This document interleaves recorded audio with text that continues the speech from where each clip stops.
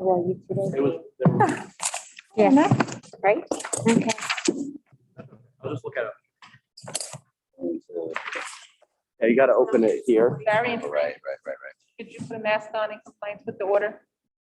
What? Could you put up your mask on in compliance with the governor's order? Yeah, until the meeting starts.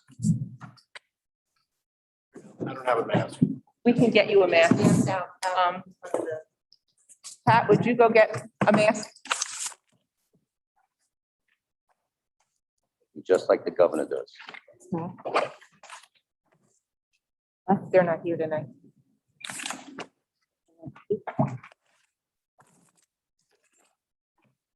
Okay. Okay. That.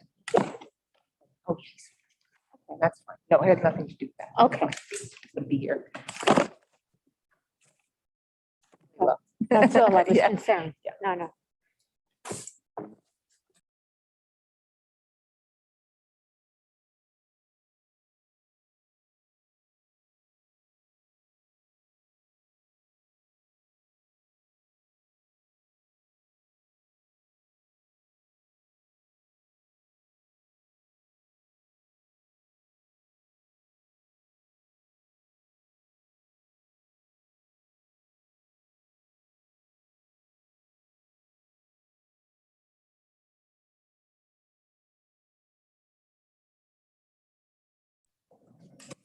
Good evening, everyone. Adequate notice of this meeting was provided by sending such notice to the Asbury Park Press, the Middletown Patch, and the Middletown Township Public School District website, and the posting of such notice at the August T. Minor Administrative Offices and each elementary, middle, and secondary school website in the district. Roll call. Here, Starlin. Mr. Timo, Here. Mr. Heffernan, Here. Mr. Little, Mrs. Tobacco, Mrs. Wright, here. Mr. Capone, Here. Mrs. Minnie. Here. I need a motion to go into executive session for matters of personnel and contracts. So moved. Second, All in favor? Aye. aye. Opposed? Abstentions?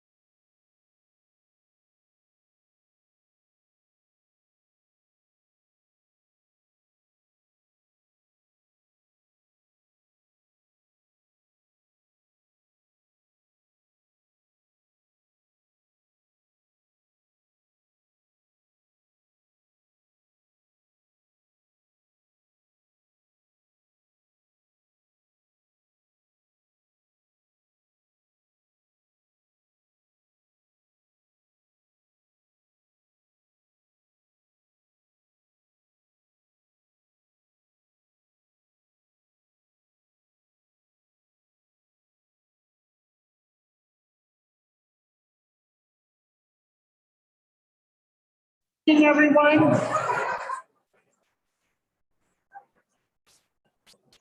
Adequate notice. Guys, we're going to start the meeting. If we could please have everyone be respectful and quiet so we can move on with business. Adequate notice of this meeting was provided by sending such notice to the Asbury Park Press, the Middletown Patch, and the Middletown Township Public School District website. And the posting of such notice You can take off your mask.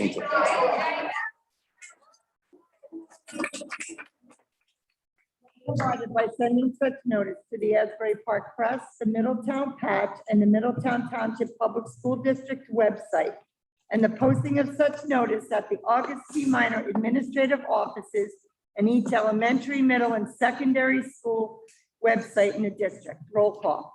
Mrs. Kennedy, Here. Mr. Nolan, Mr. Gatto, Here. Mr. Heffernan, Here. Mr. Little, Here. Mrs. Tobacco, Here. Mrs. Wright, Here. Mr. Capone, Here. Mrs. Minnie. Here. Before we stand for the pledge, I'd like to ask everyone afterwards to stand for a moment of silence for Michael McCray, passed away on August 20th. Mr. McCray served as the district as a physical education teacher, football coach, site manager for 26 years until retirement in 2010, and was a member of the Lions Hall of Fame. We extend our deepest condolences to the McCray family.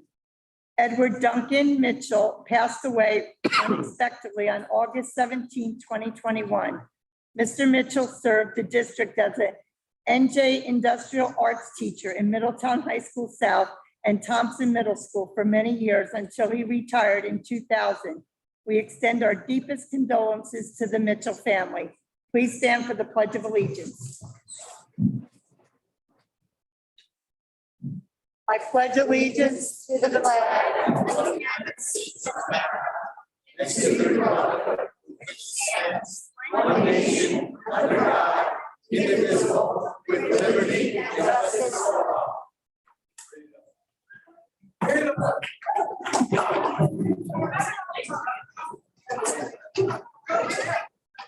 Guys, can we please have a moment of silence for these two past employees?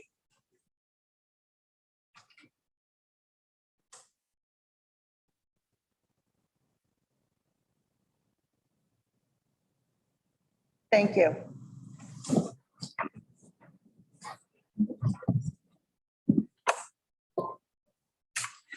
Before we open up the mic for public comment, Mr. Padula is going to read the recent update from Governor Murphy and the changes in our resolution. Sure. Good evening, everybody. Thank you for coming. I just want to provide some information to the public and also to the board, but primarily the public, because I emailed the policy committee this information earlier today and then the full board later in the day. Late last evening, or at some point yesterday evening, the governor signed Executive Order 253, and primarily that executive order dealt with mandatory vaccinations or testing for school staff employees throughout the state. However, paragraph 9 of that order reads, "It is hereby clarified that the policy of public elementary and secondary schools regarding mandatory mask wearing in the indoor portion of school district premises, as outlined in Executive Order 251, must require individuals seeking a medical exemption from mask wearing under paragraphs 1A through 1C of that order to produce written documentation from a medical professional to support the exemption. Self-attestations and parental attestations are not sufficient for this purpose." So just to clarify, he referred to paragraphs 1A through 1C of Executive Order 251.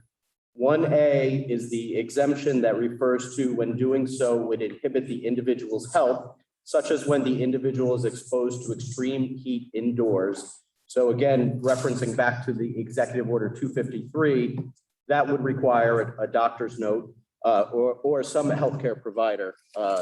Let me speak specifically. It says written documentation from a medical, quote, medical professional.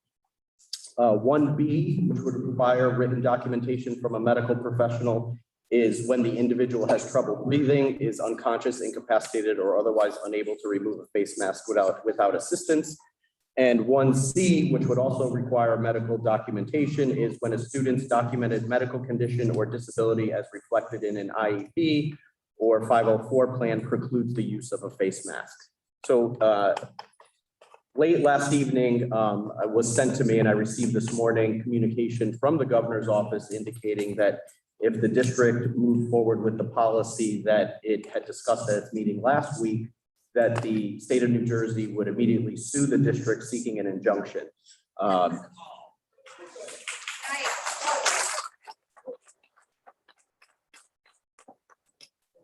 The policy as drafted previously was in compliance with the law. However, following the updated executive order from last night, 253, I prepared a revised policy that would be consistent with this executive order that removes the exemptions. It includes all the exemptions, but it removes the proof required for those exemptions. So the portion that was removed is the portion that provides for parental or individual attestations or testimonial evidence that any of those evidence were exemptions were triggered. Based on 253, the revised order will require medical documentation in order to implement the exemptions under 1A, 1B, and 1C of Executive Order 251. So the board, I know it was late today, but the executive order was not even published on the governor's website until sometime later this morning. So I apologize for providing it to the entire board late, but the process of revising it, we first started with the policy chair. I spoke with Ms. Tobacco as the policy chair. We then circulated it through the policy committee. And after that, it was circulated to the entire board. So I know there was some delay, but we did try to follow a normal, somewhat routine, but truncated process to get it out to the entire board. So that is what the board is being given right now for consideration later on in the meeting.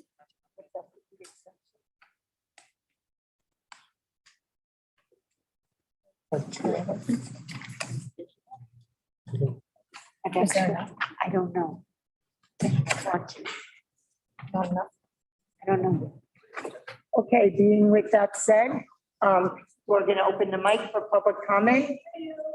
With that said, we are going to open the mic for public comment. We ask that everyone please be respectful to each other's opinions. There's enough? Yeah. Okay, okay.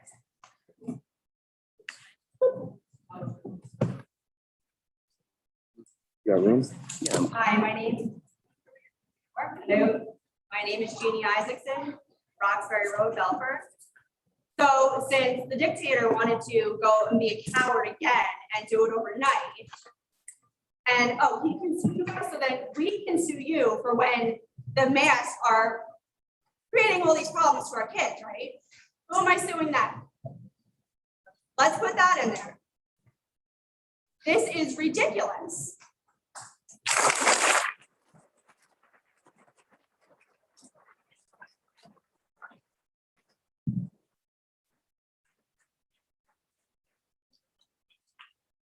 Good evening. My name is Ryan Reynolds. I'm a Belford resident and the father of a 7-year-old here in town. Can you hear me? Yes. And here's the thing. I don't much care for Murphy or his orders. I'm sure many of the audience don't as well.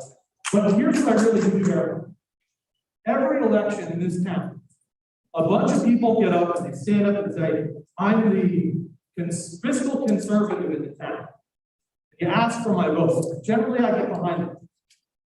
Now, my problem here isn't with Murphy or even whatever the rule is. What I'd like to know, what I'm really interested in, is what legal counsel for the town and the board have advised you you're indemnified against if a kid gets sick.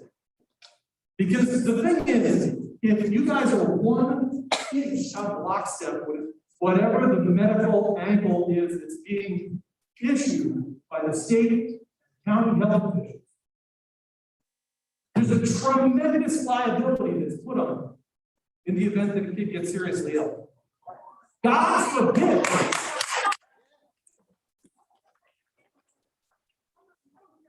Could you please address your comments to the board? Thank you. Please, we are not yelling out. We are respecting everyone's opinions, please. My point is that you can vote on whatever you choose to vote. You vote any which way you choose to vote.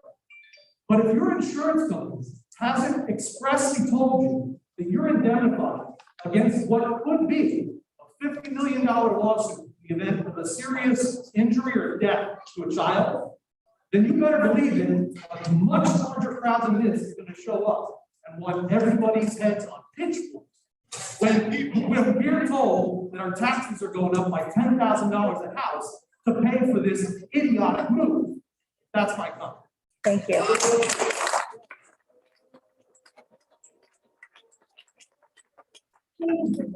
Please respect everybody's opinions. There's a lot of people here and not everyone's going to share the same opinion. Hi, good evening. I like almost everybody here. I'm here to advocate for my son. My son is in Bayview. My name is Jennifer Caban. I live in Belford. Jennifer Caban, and I live in Belford. My son goes to Bayview. My son has not attended school since last March. And like 1,894 students in this district participated in remote learning. That's 20% of your students. And we all have different stories. And my story is that my husband is very ill. Now, I want to tell you a little bit about my son. His preschool teacher said that he was so popular because he gave time to every single other person and included them in his games. He's a beautiful son. He's somebody who, if your child was bullied, he would stand up for them. If your child was sitting alone, he would sit with them. Now imagine he brings home COVID somehow, and his father gets ill because his father is sick. And the tears. Mommy, is this my fault? Did I do this to Daddy? Why didn't the grown-ups protect me? Please. Why didn't they protect my father? Okay, so this is not unheard of to ask for exceptions and for our children to be protected for health reasons. We can't be yelling out. I know a lot of people are talking, they extended public comment last time. Everyone's going to get a chance to talk, but we can't get through it if people are yelling out from the crowd, please. My children, our children, have bringing peanut butter sandwiches to school. Peanut butter allergies have killed only 8 children in the last 10 years. That's not even one every year. 297 children have died from COVID. Now that might not seem like a lot, but that's more than 300 times. Kids can wear a mask. My kid has no choice about getting vaccinated. My husband the vaccine may not work for him. You are taking away his choices. He cannot virtually learn this year. I cannot even say it. Excuse me, can I just interrupt? If you want to talk, please get online to talk. We will hear you out, but please let everyone say what they have to say. We know everybody in here is angry for one reason or another, but let's hear what everybody has to say.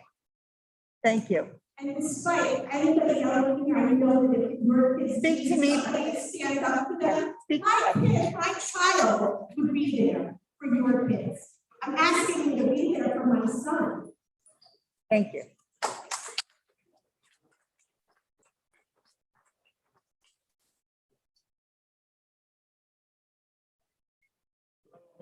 Today, Leonardo. Before I get started, I'm going to tweet out everything that I wrote tonight along with all the sources, with all the information. If anyone's interested, please access twitter.com/JBrendan. That's BRENDAN, and this is me in tweet. The middle town that I grew up in, my hometown, is made of tough but kind people.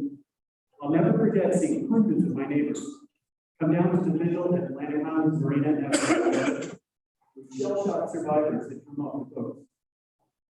With a huge amount of supplies, my neighbors loaded on boats to the rescue workers over the following days. I was here for Sandy too. Everyone helped their neighbors dig debris out of their homes, their yards, offering support regardless of any differences. Working together to help because that's who we are as a community. My wife, Naomi, and I chose to come back to Middleton to raise our children here because of the hearts of the people that I work alongside during those difficult days. Neighbors were facing yet another crisis. The deadly pandemic was raging, and it scared our community into full attention. As the more transmissible Delta variant surges, the children who once thought mostly safe from illness are no longer being spared. We have a grim opportunity. We can look at the slow motion disasters that are unfolding in other communities and use their mistakes to prevent them from occurring in ours. Masking is effective in slowing transmission of COVID-19 and has been recommended for everyone in schools by the American Academy of Pediatricians. Since Georgia has opened its public schools with optional masking, the rate of childhood infections and hospitalizations has risen to its highest number ever, with over 2,000 new cases being confirmed among children per day. Of those 200 cases, up to 42%, that's 840 kids, will experience long COVID. Symptoms include MASC, myocarditis, cognitive problems such as brain fog, persistent headaches, fatigue, and mental health issues. ICUs in the states that started school in August are near capacity. Thanks, guys. Thank you. Regardless of how this board votes tonight, I call for the good-hearted, earnest, and resilient people of Middletown to once again show what we're made of. Here in Middletown, we take care of each other, and we teach our children to take care of each other. Let's reject political gamesmanship, misinformation, and the cold calculus of economics, and their influences on decisions that will affect the health of our children. To allow even one child to die, to be named, face hospitalization, or suffer from long COVID disease is a tragedy that I know none of us are going to accept. Could you, sir, could you wrap it up? Your time is up. As a community, let's decide that no.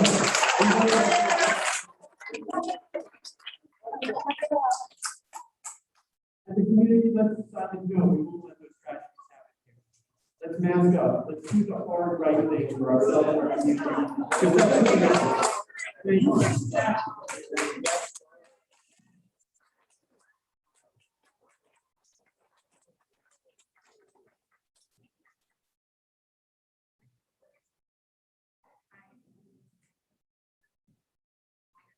Hello. Hi. Alonzo from New Jersey.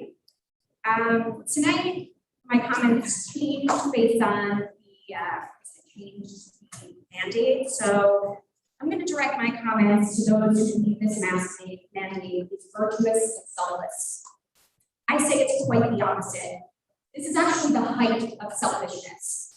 Forcing others to do things against their will and stripping parents of the freedom to choose what is best for their children is the height of arrogance, intolerance, and entitlement.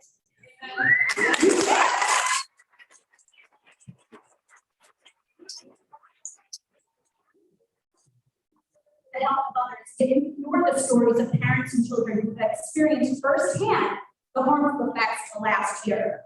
Your compassion extends as far as your own narrative. And we all see your hypocrisy. To the folks who were triggered by my comments last week that masking a child 8 hours a day, 5 days a week is child abuse, I'm doubling down on those comments tonight.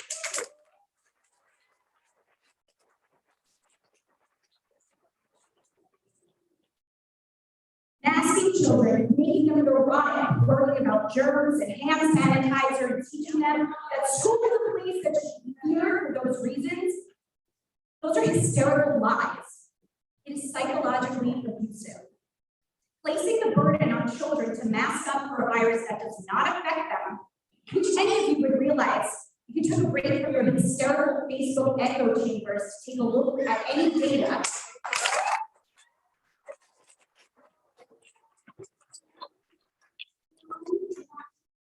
Propaganda. Let's hear your clarification. Win. Just know that we will continue to fight this. This is not over.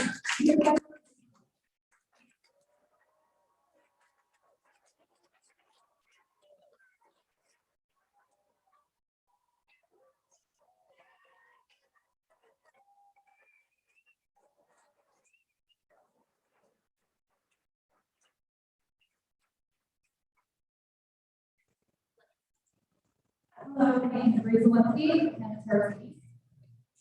I just want to say that it has honestly been a sad couple days in Middletown since the last meeting with the residents. The amount of hate on social media and opinion-based reporting towards neighbors has been absolutely sickening, and we need to do better as a community. Our children are watching and listening. And isn't that why we're all here tonight? We're brought together by the love of our children. And what we feel is right as parents is raising them in this chaotic world. Middletown is better than that. Some opposing this resolution are saying children are supposed to complaining about masks, that their parents are putting these crazy ideas in their heads, that their pain is not real.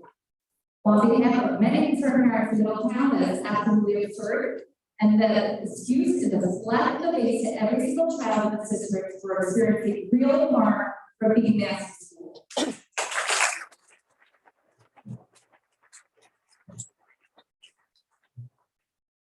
Their pain is real. I'll let you hear from my own daughter first, who's 6 at the time. Before I say this, I just want to state that this does not at all reflect my daughter's school, her amazing principal, or her amazing teachers. This matter was intended to immediately, and we couldn't be prouder to be part of our school. I want everyone who thinks that our children's feelings and health don't matter, and that their pain isn't real, listen to my daughter's words. Listen to her cries. This is as real as I get.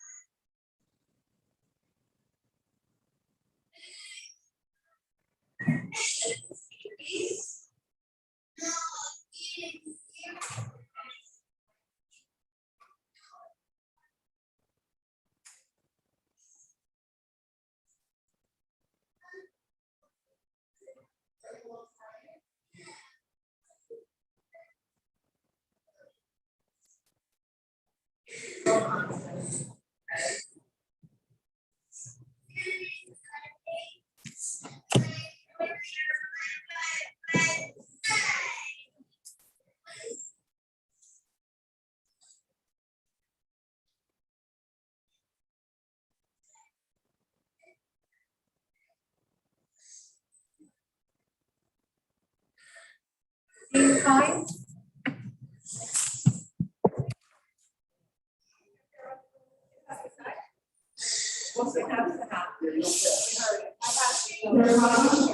Please, the jokes are coming to me. We have to wrap this up. Everybody gets. My daughter is not any silence anymore. My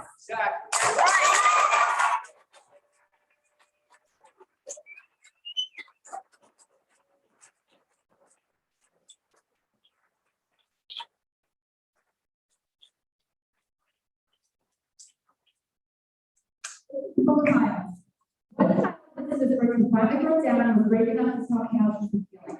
How many other children are suffering in silence?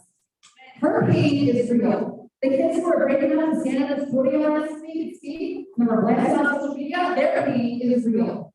Maybe some of you are okay with your child having headaches every single day, but I for one am not. I didn't think these ideas in her head. Parents are freezing anti-government or whatever names you were on social media. We're not those people who just want to be friends. We have to wrap it up. We see firsthand what our children are experiencing behind those doors.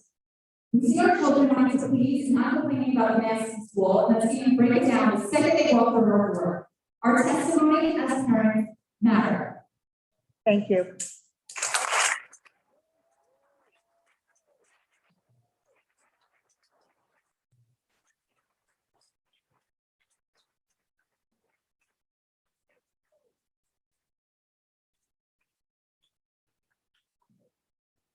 My name is Mark Devereaux. I'm a Navy vet and an ERRN. Why is that relevant?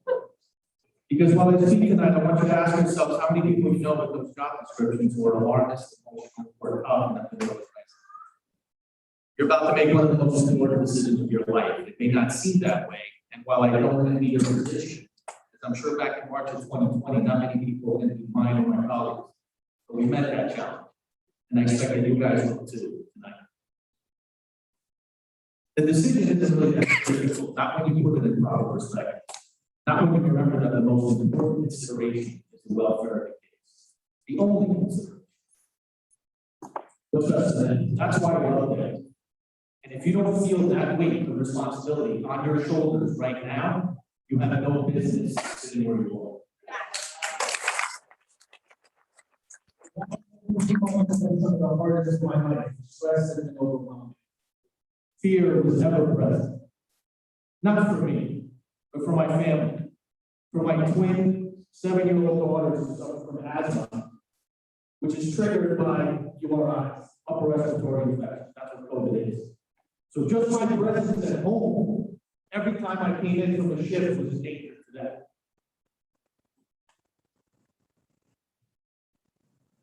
Through a copious amount of luck, some skill, I never brought the horror home, and my family was kept safe. And I call it a horror because that's what it is. I spent the last 17 months educating myself on this virus, doing research. By research, I need clinically reviewed, peer-reviewed trials by some of the finest scientific minds on our planet. I've spoken with colleagues internationally, and I've picked the brains of immunologists, vaccinologists, and infectious disease specialists who have fought disease for decades. People in the medical community have obligations to stand for. To expand our knowledge, to be educated so that we can treat the patient and educate the patient when they come in. And that level of comprehension can't be acquired by a Facebook post. I'm watching a couple of videos on YouTube. You have to understand the data. See, I was going to come here tonight and put some data out, but it's pointless. Data is important. Because it's my job to understand it. It's a doctor's job to understand it. And then disseminate it to the patient. That's why we get paid. That's why we draw salary. Otherwise, anyone can do it. Why did I go to school for 4 years? Why did I spend years studying and holding my breath if you can go on Facebook and acquire the same level of knowledge? It's useless. The data is there for anyone who wants it. It's on CNN, it's on Fox.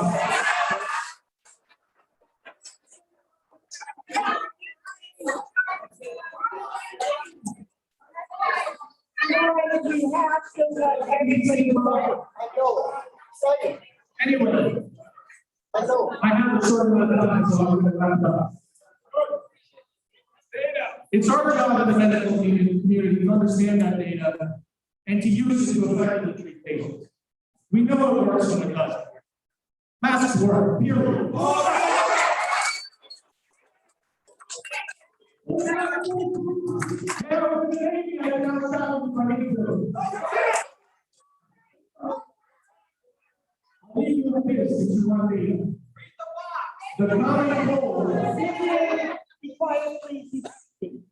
The common cold has an RO factor of 2 to 3, basic reproduction rate. What that means is if I have a cold, I'm going to give it 2 or 3 of you. The Delta variant is 7 to 9, which is about 3 times. We need to wrap this up. So what you guys want to do is hold a chickenpox party. Thank you. Thank you.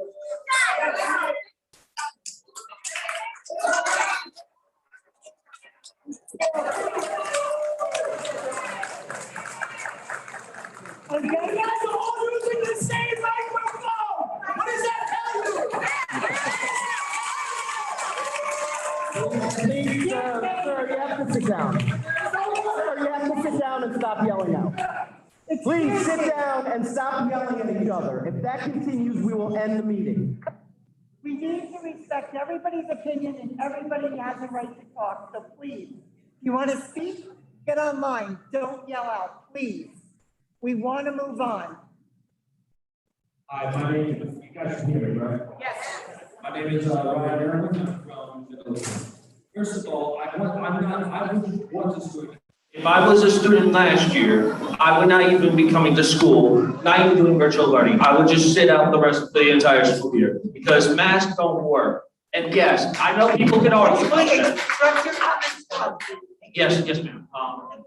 Because quite frankly, some of us can't breathe in the school. And also, remember back in March of 2020 when the dictator Phil Murphy and the woman, his woman that needs no introduction, said that all we need Oh, yeah, 2 weeks to stop the spread. It's been like 17 months now, and we're still playing this nonsense.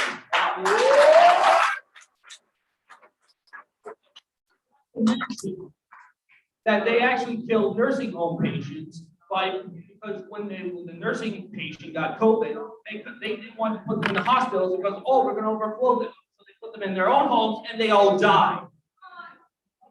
Yes, exactly. But here's one thing we gotta say. If we want, our children are tired of this traumatization. I can't say it right, but you get what I mean. We're tired of wearing masks. And if we continue to wear masks for the rest of our lives, what's the whole point of this stupid COVID pandemic? And oh, I have one more thing to say. I know the majority will like this. Since Governor Murphy likes to abuse our children on a daily basis and everybody else in this state, how about we just ban him from Middletown School District completely for life? That's all I gotta say. Thank you.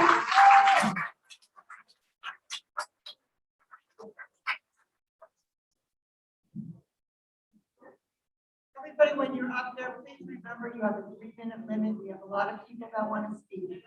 So get your points across so we can hear them. Jessica Brink, from Fort Monmouth. I actually have 6 minutes worth of talking. Is there 3 minutes, sorry. someone give me their time? You're wasting your time right now. Keep going. All right, so. My name's Jessica Brink. There are a lot of new faces here. So I was born and raised in Fort Monmouth. I spent 4 years in the military. I've had more vaccines than most. I've been 16 years as a nurse. I'm in pediatrics where I have given vaccines. And I've spent about 10 years in the insurance industry where I have actually paid pediatricians for giving vaccines. The last 2 years as an advocate for patient rights, I've been helping families navigate the system, helping them get experimental treatments that will save their life, and helping them to avoid interventions that may shorten their life. Needless to say, I understand the importance of medical choice. Let me be clear, I'm not anti-anything. I am pro-accountability. I have no political affiliation. For the last year, I spent 5 months as a permanent substitute school nurse in a local district. It really opened my eyes to what our students, teachers, and staff are dealing with. I was upset by the lack of sound judgment. I was upset by the arbitrary interpretation of medical policy. I was upset by the bullying of students from staff. But mostly I was sad for the children who were being robbed of a normal school experience. I came into my first board meeting really passionate and really critical about the whole thing. Well, that was back in May, and we're about to start a new school year, and to be honest, I feel like not much has changed, except maybe me. Last week I was prepared to say something, but once I got here, I decided to observe, and what I saw was really sad. There is so much fear and anger and confusion in the adults. Can you imagine what our children are feeling? We're all really upset and scared, but continuing to fight and insult and debate isn't getting us anywhere. It's perpetuating fear and distrust. If there is one thing I think we should all be upset about, I'd say it's lack of direction from leadership, and I don't mean you folks, although I've been critical of you. What I've come to realize is that over the last year, we were given an impossible task of interpreting vague mandates and using data, and it's turning it into workable medical policy without any real guidance from medical professionals. We've met month after month, and the only medical professionals to speak have been the nurses in the audience. At what point do we come to terms with the fact that this virus isn't going away? It's very scary for a lot of people. At what point do we come to terms with the fact that there are children who truly are affected by wearing masks for 5 to 6 hours a day, 5 days a week? We are never going to make everyone happy. We're never going to make everyone completely safe. We're never going to make everyone feel completely appreciated. But we have to start somewhere, and we have to be an example for our children. So I want everyone to put down their sword, put your egos in the back seat, put your intention where your keyboard is, and for the sake of the children in this community, I'm asking that we arrange a roundtable of sorts. I'm asking that it be attended by community members on both sides of the debate. I'm asking that the district's physicians actually come and speak. I'm asking that maybe a school nurse, maybe some teachers, maybe some representatives from the Department of Health. I mean, that's great. I'm asking that we focus on Middletown, we look at Middletown data. I'm asking that we be transparent. Yes, you have to wrap it up. And I just want to play this one thing. This is from 2018. For which one here people have a question is most definitely we really need to be more transparent, especially when it comes to extremely important issues to parents. this district, which is where their kids are going to school. And so what it's going to need is a real-time part of it. And the way that I know this is a lot of the work I've done over the years with coach is you need consensus. And we need about experience in doing it. So we need consensus building and we need the parents to be part of it. We need medical professionals. We need to come together as a community and do what's right for our kids. Scott? Yes.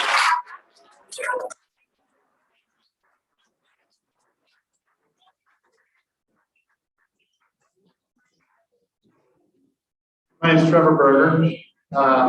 2 kids, 2 different schools, both elementary. Yes, you can hear me. Address the board, please. I'll start by saying that I think we can all agree on one thing. Everyone wants their children in person, in school, full time. To that end, I would also like my children to have as much in-person instruction without having to quarantine. The best way to accomplish that is to follow the CDC and have all the students and staff masks. All students made it through last year with no school transmission due to universal mask mandate. This includes my 2 children. Both children came in close contact with educators and students that were COVID positive. And thankfully, because of masks, they made it through negative. And it still continues to be a fight on a daily basis to ensure our children that are younger than 12 years old, who still cannot get vaccinated, because you better be sure they're going to be vaccinated. They can't protect themselves. Thankfully, I am vaccinated, and thankfully, we can try our best to protect our children. Please, everyone, let him finish.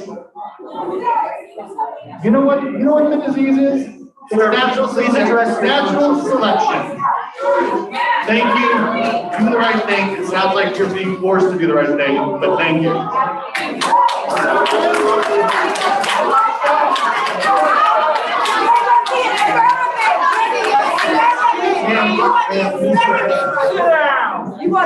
There are so many people here that have different opinions.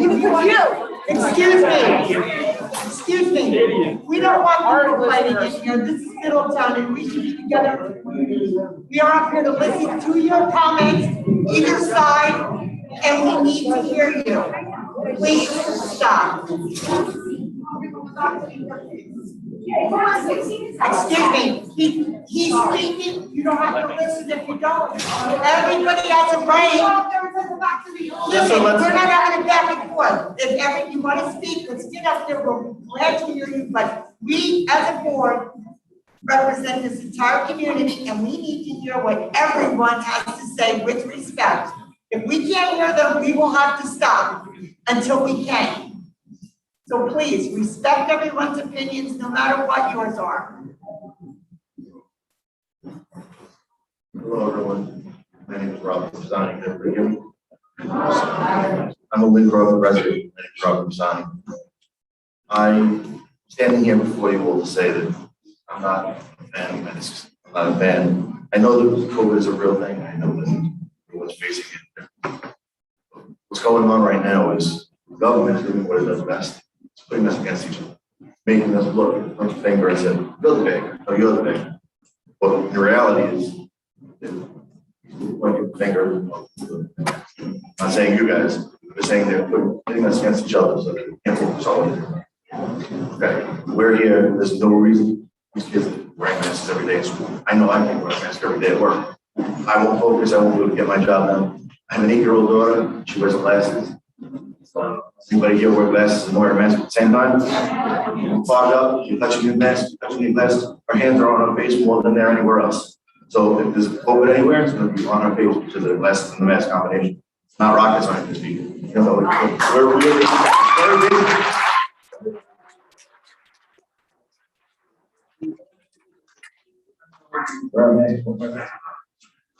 Me, what the where is it?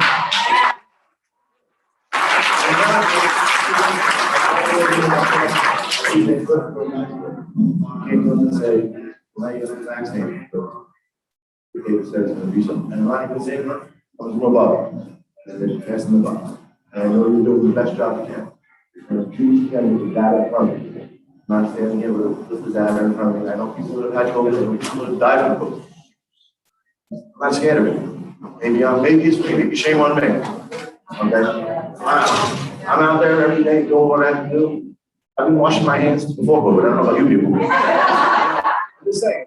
Every day I go home, I get changed. I go wherever I work close to the house. And I work in my own office. It's not that difficult. It's a very simple concept. Okay, just be cleanly, just be respectful. Why are we fighting each other? It's very simple. You want to wear a mask? Wear a mask. If you don't want to wear a mask, don't wear a mask. Very simple.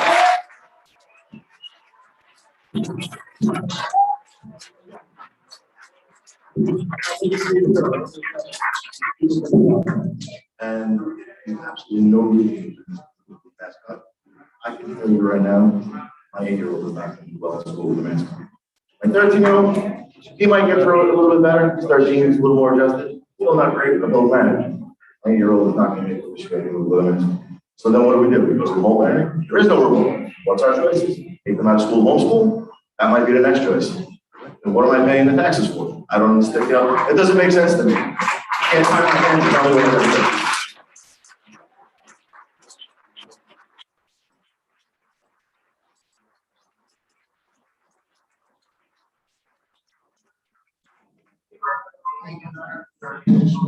Everybody hear me? My name is Natasha. Sorry. Can you hear me now?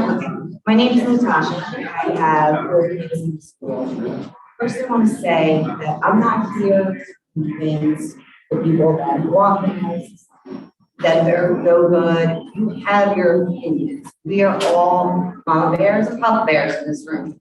We all want to keep our kids safe, and everybody's learning how to keep them safe. That's your opinion. I have 4 kids. My high schooler can keep less. Because that's her body, her choice. A 9-year-old says now. He spent most of his year last year virtual. And I am not the one that sends my kids to school sick. They say chronic offender of the absentee notice. But he will not have to wear a mask. And with no virtual option, I am left with the option of having to hold him at school. So the choice is really what we're asking for. You all want to care for your kids just as we do. We all want to protect them. I want to protect mine. This is the way of protecting mine. He can't breathe. I don't want him to have an asthma attack in school or, be constantly being yelled at like he was last year. Instead of being taught spelling or reading, he was constantly being yelled at to pull his mask up over his nose. That's what he learned. So I want you to think about that when you think about this and all those children that are like my son. Because otherwise, there's 4 kids right there that will be pulled out of school this year.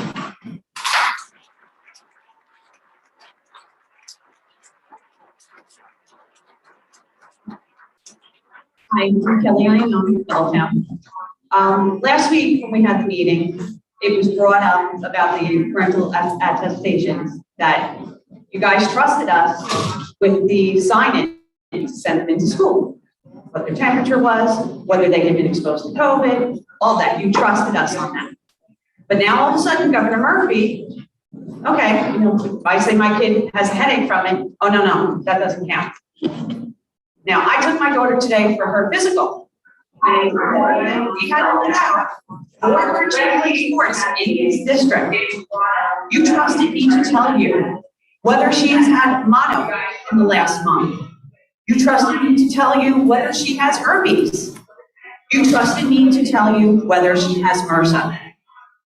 Thinking those things are just a little bit more than, you trusting me on headaches. Those are much more serious. But yet you want to throw what we have to say out the window when it suits us. Thank you.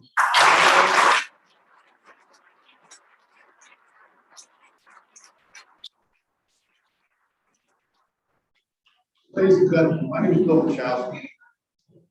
Graduated in 1986 in Middletown, Illinois.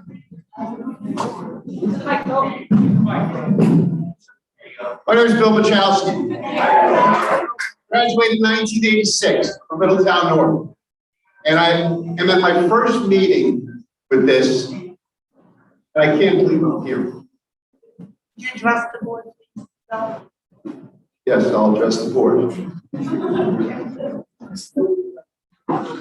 I can't believe what I'm hearing. You know, I knew this country was divided over issues last year, you know, but I'm not going to share stats. I'm not going to share stuff that other people have shared. I'm going to do what I do best. I'm going to share my experience, all right? Because I've experienced it. I was probably one of the first people in New Jersey that had COVID back in March of last year, all right? And as soon as the orders came down to wear masks, I live with 8. My wife and I have 6 kids, right? As soon as the orders came down to wear masks, we all wore masks. Every day, everywhere, because we were afraid. They were afraid, right? We all wore masks. And in a family of 8, 2 of us got it, right? Wearing masks. Of the 2 that got it, one of my children, my stepchild, has Down syndrome. He was really bad, all right? And he was very sick. He almost died, right? And I got him, after 2 hospitals sent him home because their words were, he's not bad enough. And I was isolated in a room for 14 days, and my wife took him and she says, how bad does he have to get? He's talking about seeing his dead grandparents. And they said, he's not bad enough. So I got him to Robert Wood Johnson because I've been in the medical industry for 30 years and have spoken to more doctors and nurses around this country, I will guarantee, than anybody in this room. And they all have their opinions, right? I'm not going to share my opinion. I'm going to share my experience. If the masks work, how did we get it? How did 6 people in my family who were wearing it not get it? We got it with the masks, okay? I'm not saying they work or don't work. I am not a doctor, but I will talk to you about my children. Thank God that I am not the one that's going to school right now. Just thank God. Right? I didn't conform to anybody's orders then. I don't now. All right? I don't. In my core, when I believe in something, I will fight it to the death. I stopped wearing a mask in February of this year. I gave it up for Lent. I was probably one of the few people that were in New Jersey that were not wearing a mask. Right? My friends and I said we've had enough. Funny thing happened. 15 months later, I still have the antibodies I had 15 months ago.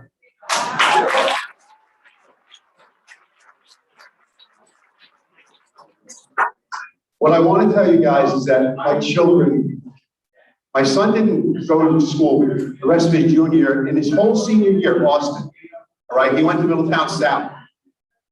He didn't go.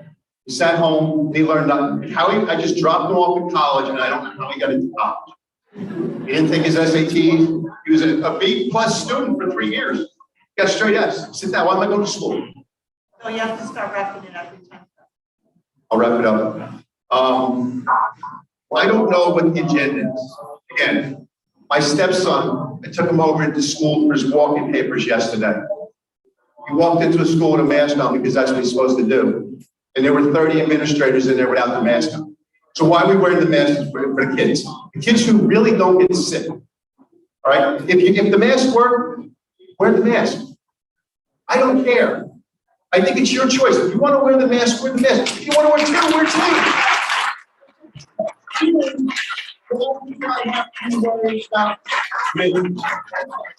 Because that's all about protecting ourselves and our children. I feel like my child's protected. Being the child.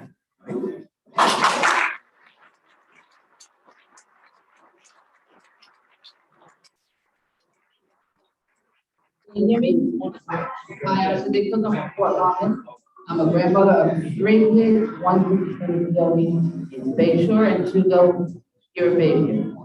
Last year, they were sent home twice because my grandson has asthma, change of seasons. With that, I had to move my other two out because they had to be tested for COVID twice. Guess what? They were negative both times. The school has records of them with asthma. I feel that they should have a choice to wear a mask. My oldest grandson does not want to wear a mask. He can't breathe. My granddaughter, she said, I'll wear one. I'm scared. My youngest one, he has a speech problem. She just can't understand it with a mask on. He's wearing glasses. They get fogged up. It isn't right. It should be the child and the parents' right to decide what is good for their child. I don't need any government. I don't need any school.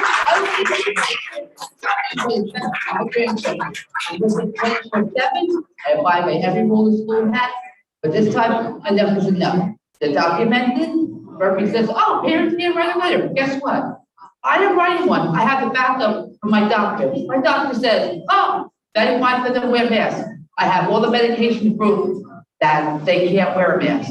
They choose to do it. They want to be able to pull it down to breathe when necessary. Thank you.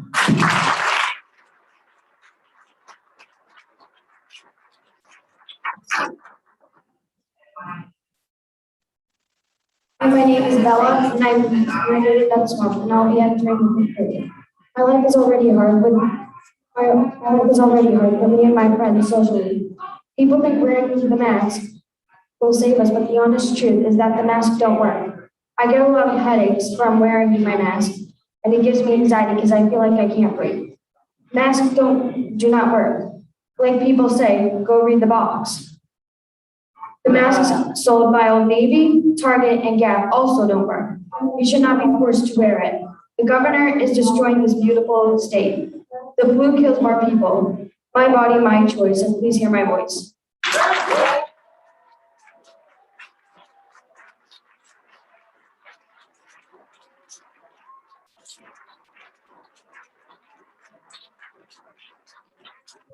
My name is Sue Griffin. This is a very, I appreciate that. And the reason it's so difficult and I can all agree on that. My main concern for this is being uncompromised is the reason I am so concerned about that is because I raised my daughter was diagnosed with Crohn's disease. Because working 504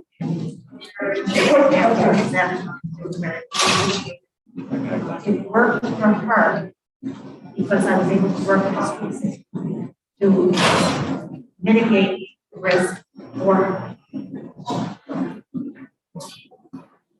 I fear for the kids. Middle's not right now. And I sympathize with their parents. This pandemic has been awful.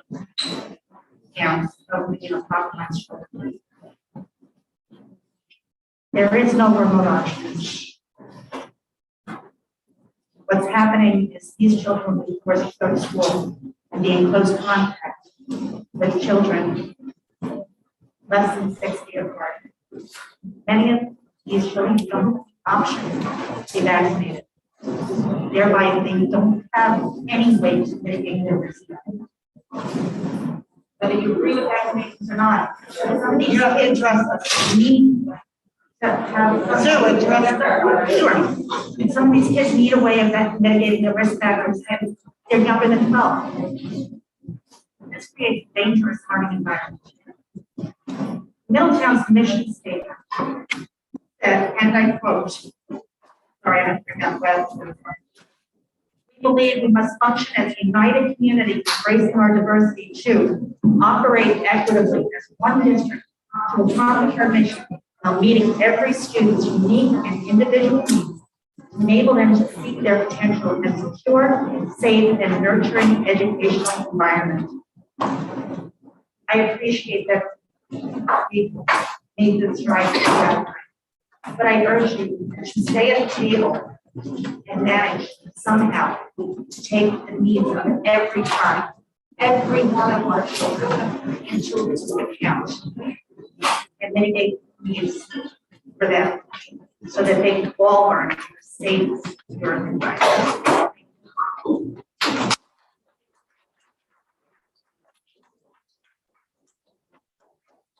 Hi, I'm the daughter. I am a patient with Crohn's disease, an autoimmune disease that requires aggressive immunosuppressants to live a normal life. I, throughout my life, have taken many personal actions to improve my health through things like swine flu, flu season, and even normal things like mono. When I was diagnosed at the ripe old age of 12, I understood that my life would not be a normal one and that I would have to forego certain experiences to live in this world. I've been fortunate enough to have people around me who get their flu shots every year, a family that stood in line for hours to receive the swine flu vaccine, and people who cared enough about my life to adjust their practices to ensure my safety and as in my status as an immunocompromised person. Up until now, these adjustments have been small and centralized to my circle. But in the past 2 years, I have seen it be discussed by the larger public and those who are fortunate enough to not be in the position of me and my loved ones. That position being a simple illness having the ability to kill you very quickly. Personal freedoms are valuable and inherent to our lives as Americans, but so is a sense of social responsibility and a desire to protect those who cannot protect themselves. To have one that without the other goes against all that the Middletown school system has taught me, all that I understand to be American, and all that we should strive to be and teach the next generation.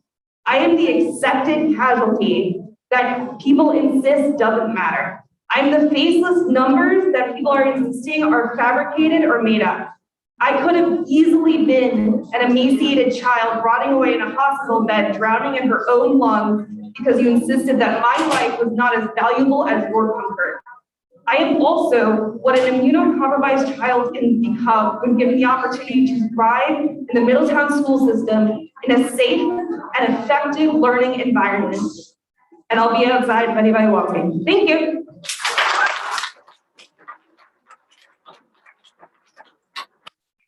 My name is Patty Shea. I live in Leonardo.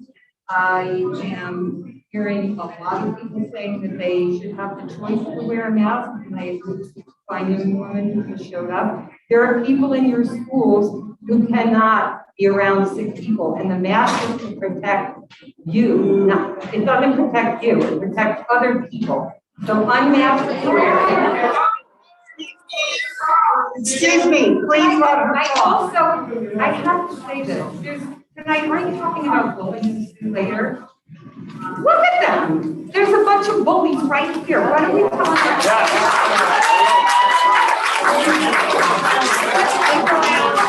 so rude. So here's the thing. If you want your child to not wear a mask because of things that are real, bring them to the doctor, get a doctor's note, and then tell them they don't have to wear a mask. It's as simple as that.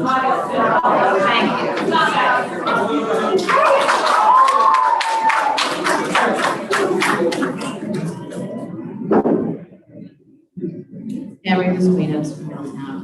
I really just need clarification, and I'm kind of hoping that you can answer. I'm sorry, is that better? Okay. Will the policy allow for medical exemption if provided by the medical personnel? Is that what I'm understanding the policy to be? Yes. So it needs to be approved by medical personnel. Now, medical personnel, do we have the right to choose who that medical personnel is? Or is there like some criteria to that? It's the individual's medical professional. That's the term used in the executive order, it's medical professional. Medical professional. Yes. So medical professional could be various medical people. It's not just MD is what I'm saying. It is not limited to medical doctors. Okay, thank you for that clarification. So above that, I have a whole slew of things that I want to say, but more concerned right now about the safety of all of our children in the classroom. And I'm not talking about mask or unmasked. I'm talking about just their general overall safety in the classroom of what their day is going to be like. Because from the crowd, I'm more concerned about sending my kids to school Not worried about COVID, not worried about them getting physically sick. I'm worried about them coming home mentally exhausted because of teachers having to worry about what they can and can't say. Are they going to, what are they doing? Like, I'm more concerned about their overall being than I am about their physical health at this point. And that is a concern that I didn't have before tonight. And that makes me a little scared to send my children to school in 2 weeks. Not to mention that I applaud these young people who have been able to come out here and speak. My son has such heightened anxiety that the thought of being here in a crowd like this, he would never survive. And he said to me last night, I can't handle what's going on in the world. And I said, that's good, because you're not supposed to handle what's going on in the world. That's why God gave you parents. We are handling what's going on in the world.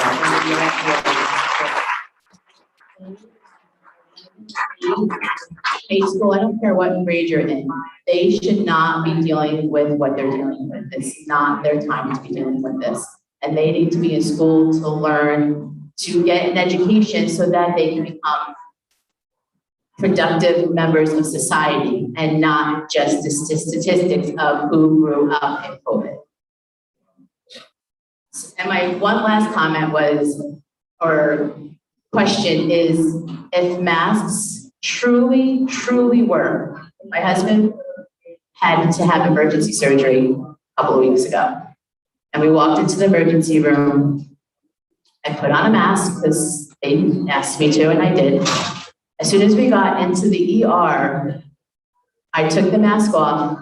No doctor, no nurse, no medical personnel said a single blessed word to me about not wearing a mask. They talked to us, they treated my husband.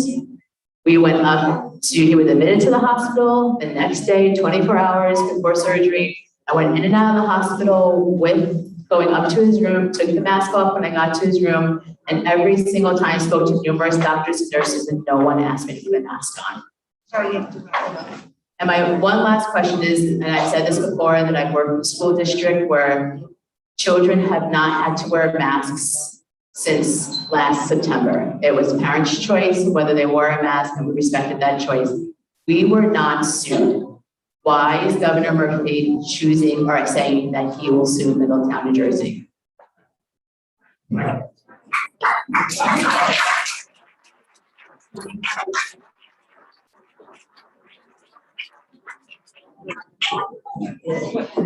Hi, my name is Melissa Isabel, and I'm from Belfast.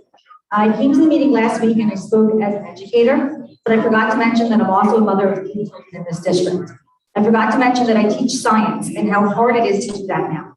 Not just because of the masks and how they prevent learning and ruin the classroom, but because science has become so political and skewed. I try to teach my students to observe, think critically, to research, to test and retest, to analyze data, and to make their own conclusions.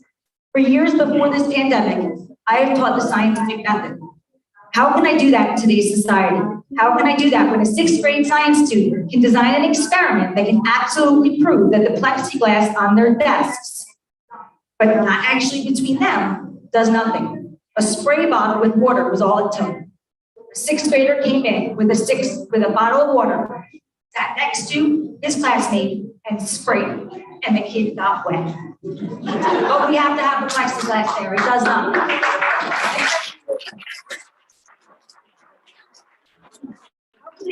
My students were always asking how masking is required in schools, but not in sports. How COVID doesn't spread on a basketball court, but it does in the classroom. Why do mask mandates start on September 8th and not August 15th? If it was truly a health concern, why haven't we been masked all summer or August at least, a week before school? I have no answers for my budding scientists. As a science teacher, I can no longer fall back on my discipline. This mandate is making me a hypocrite. I teach about experimenting on one independent variable to ensure accurate results. We aren't doing that anymore. My curriculum no longer makes sense. We say that masking works with social distancing, with hand washing. Has anybody tested just masking alone? Could it just possibly be all great, or maybe not masking at all? Then I had to come home and explain these same things to my own children. My 6-year-old, who only associates school with a mask, and see how none of it makes sense. Kids can play sports and be with friends and have play dates at 3 o'clock, but not at 1 o'clock. The teachers that care about teaching don't want this, but unfortunately we are silenced. We have to worry about our ability to support our families, and we can't risk going against the board and our supervisors. So we must comply because we feel like we have to, but it is not my job. I was not hired to be the mask police. I am not a medical professional, and it is not my place.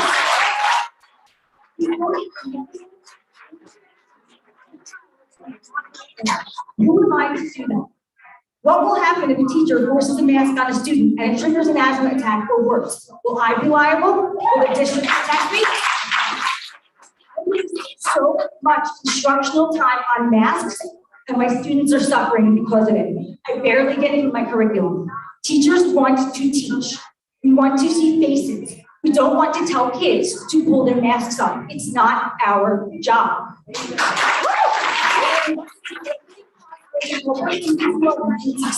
we know whether it appears to you or not, these masks are making it impossible. Students are supposed to be provided the least restrictive environment possible, and we are instead giving them the opposite. Masking prevents learning. Teachers saw this firsthand. The kids and the teachers need a normal year. We need to move on. No one was masking for flu. It killed millions. When are we going to accept biology and realize that the harm we are causing and the fear we are creating is negatively affecting our future, our children? Yeah.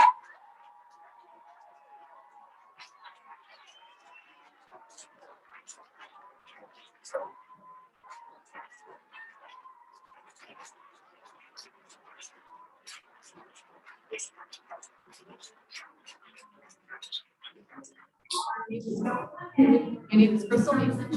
I live in Canada. My son is seventh generation in this town, and my husband is a firefighter. I love that woman. I have a 6-year-old who attended kindergarten last year, and in the year, in the year where he was supposed to learn to learn, he learned the opposite.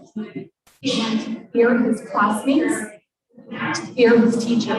And like someone said last week, it took me this summer to get him to realize that he really can't. Anything other than defying this mandate is unacceptable. Yeah.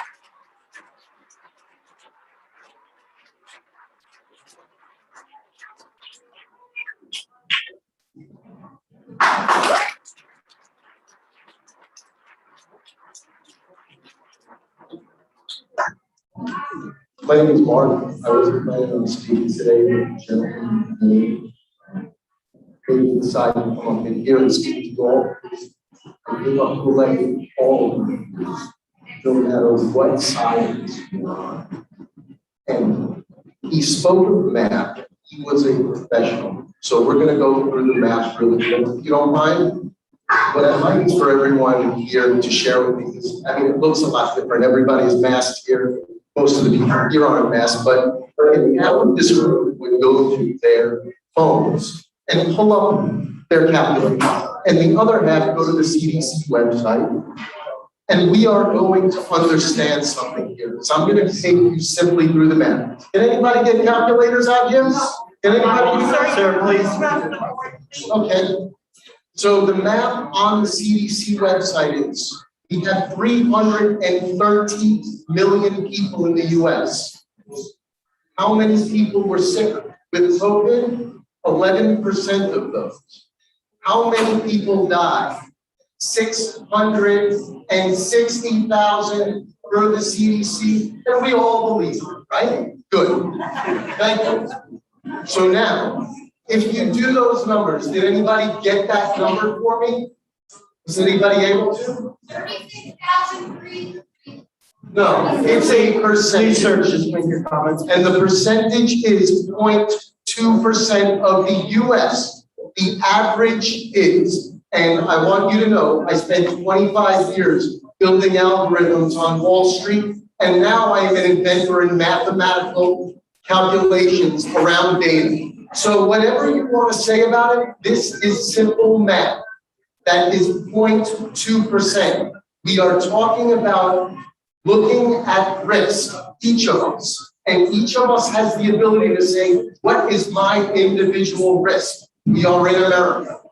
And so what I say to each of you on the board is, how, with a 0.2% of the average person, including all those old people who I can't believe we killed, how are we putting on masks on our children for this? I will ask you all, go ask the superintendent of schools, how many students and how many teachers in the district passed in the last year and a half of COVID?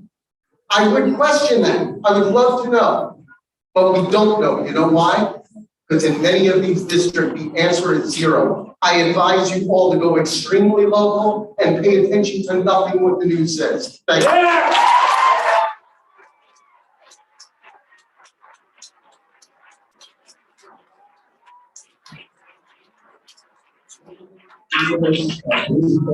I've lived in Middletown now for the last 4 years. I moved to California. Raised 4 wonderful children here. Appreciate each and every one of you. I don't know you. My children never went to school. Now we homeschool them. But I was called out here from California to be a pastor, and I've been a minister out here for the last 30 years. I want you to know that we pray for you. Every National Day of Prayer, there's a section set out for education, and we pray for you. Even though we don't know your name, we thank God for you and what you're doing. It's not an easy job. I heard a lot of passion. What we're trying to pray in is a little bit more compassion with that passion. And we don't negate the fact that you have a tough decision, a tough way to go. But I just want to say this, that Governor Murphy is not my shepherd. The Lord is my shepherd.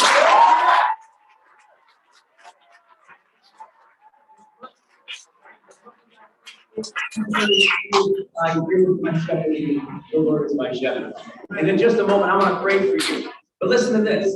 I know in the Bible, because I carry it wherever I go, that God created, Adam and Eve, and then he gave them children. And those children belonged to Adam and Eve, and they were instructed by God to bring them up in the nurture and admonition of the Lord. So please let the parents be the parents, because that's what God wants them to do.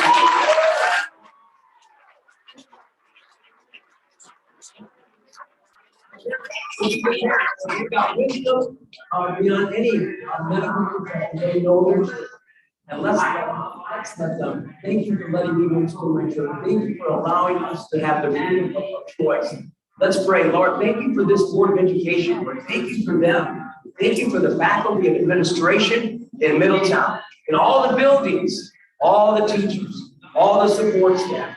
Lord, they're in a very difficult situation, Lord, you want to be their shepherd. And until you are, it's going to get very crazy. You looked at a crowd one day and you looked at them and you had great compassion and you said, why these people, they look like sheep without a shepherd. Father, would you just shepherd us and help us to get through this?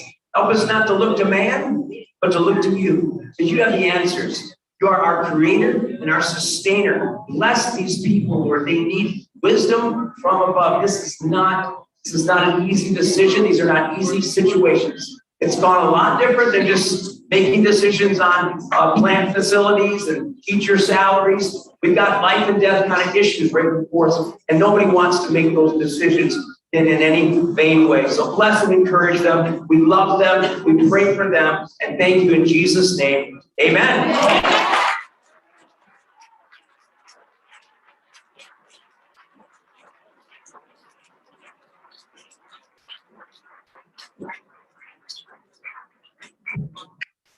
Jacqueline Haley. So I think something that needs to be said is that this isn't something that's about being selfish or unkind or being a bully if we don't want masks on our children. The only bullies I personally see are the people who are preventing other parents from making those decisions for their children.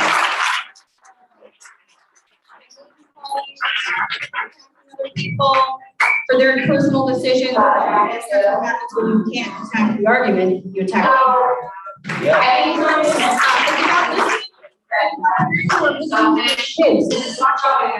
seeing the last 18 months. And this is something that we're making up. It's what we do with their own lives and what we are trying to do to help them with their problems and what they've experienced. Are we supposed to ignore our children and mask them anyway and harm them just to keep yours healthy, quote unquote? Or, I mean, the main issue is why are we ignoring the actual data and the science? It's just the gaslighting is unbelievable. When the numbers are right in front of us, we have the information that we haven't had over the last 18 months or before the last 18 months. We have it now. So what is going on? I just feel like this is so bizarre.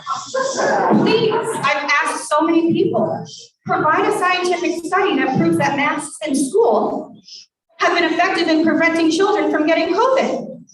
Because there are none. If that was true, then why in the last few weeks of school, when they were all unmasked, were all of the children not in the ICU and everyone dying? It's just, it didn't happen.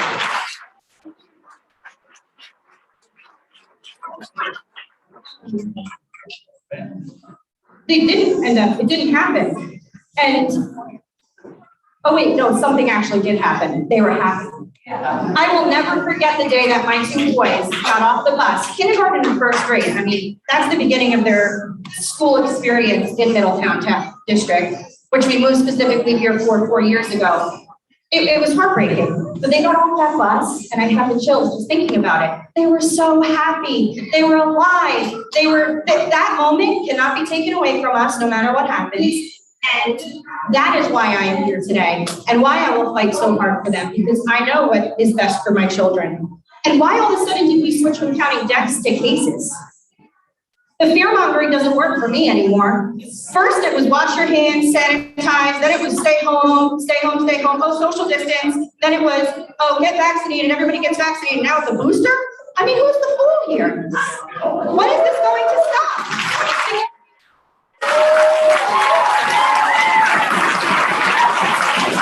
We all know what's coming. I said it a long time ago when people thought I was crazy, which, I mean, whatever. But it is the mandatory vaccinations for our children. That's what this masking is. We all know it, and that's why we're here fighting hard for them. Everyone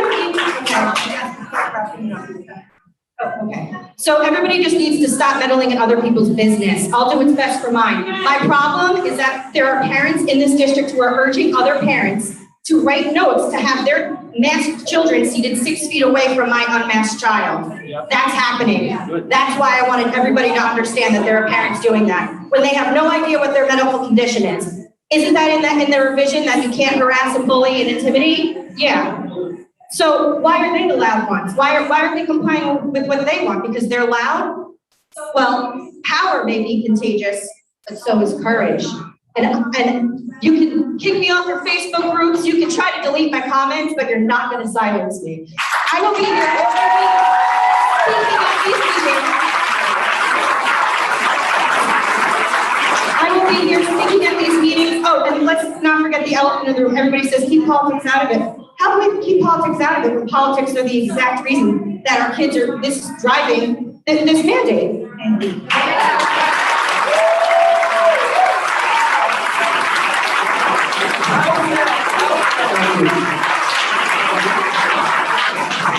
My name is Steve Johnson. I was what I represented a lot of facts and folks that represented a lot of political agenda and what they believe to be the truth. And when we're thinking about this, we're thinking about what is a virus, right? Essentially, what is a virus? It gets us sick, right?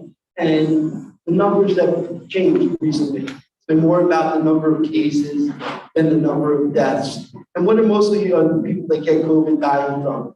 They're dying from COVID, from other factors. Like 4 out of 5 people that died from COVID died had obesity first.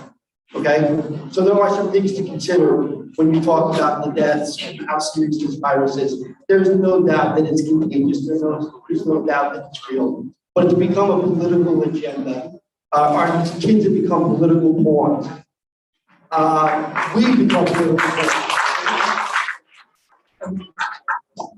From one person to another, I've seen the damage that's been done to my child and the children around him from not being able to be in school because they had to be schooled from home this past year.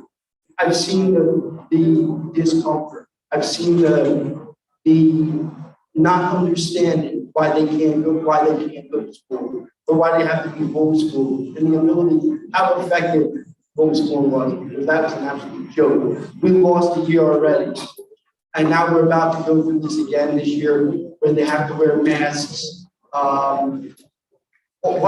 Why can't we figure out that the people that want to wear masks, go ahead, wear masks. We're like you said, wear two. If you feel comfortable, wear two. But it's the parents that really need to lead this conversation. Not a board, not teachers, it's the parents that need to make those decisions for our children.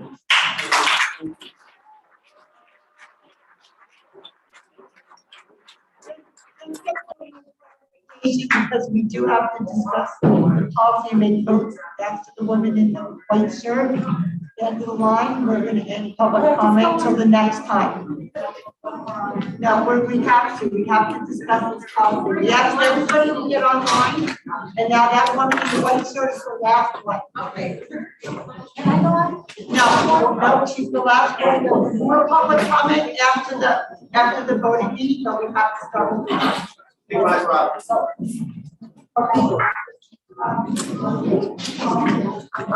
Hi, I am Peyton Johnson. This is my father. And I just want to say, bless all these parents to come up and discuss how they feel about this. And we should know that, like, everyone has their own opinion. Like, you just, I have one thing to say. I can feel the pain in these kids' eyes. Like I know that they hate wearing masks in school, and I hate it too. So I'm just gonna say this. Why do they make us do this? It's like it makes no sense.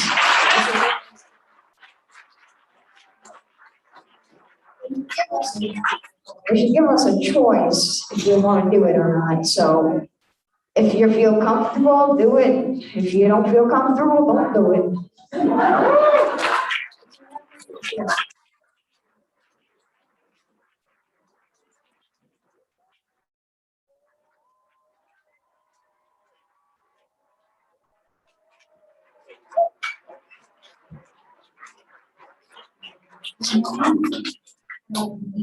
Hi, my name is Vanessa Palmer. Some of you know me on the board and some not. I'd like to share my experience. I have a 21-year-old and also I have a 9-year-old in Fairview. So my 9-year-old last year developed migraines, and she would profusely throw up after them. It happened a number of times. I didn't know why. So I continued to monitor. I limited her electronics. I gave her more water, enough sleep, and they kept on happening. This is when she went back to school part-time, okay? Then I brought her to the doctor, and I told him that I feel like the masks are causing her headaches and migraines. So he wrote me a note, okay? He wrote me a note saying that her migraines, the mask wearing is contributing to her migraines. So I brought her to school. Fairview was very accommodating. They said she can take more mask breaks. But my daughter didn't want to, because she was isolated. She'd have to go outside with them alone. Then the school went back full-time. And my daughter came home the first day with a headache, threw up that night. And then as the weeks went by, or the days went by, I should say, started getting more and more headaches. I contacted the school nurse. She told me to keep her home. The classrooms are hot. They're 90 degrees. Keep her home. I've written to Mary Ellen Walker. I kept her home. I just want to say that I'm not a doctor. I'm not a nurse. I'm a mom. And I'm going to tell you, over the summer, my daughter has not had one headache, nor has she thrown up.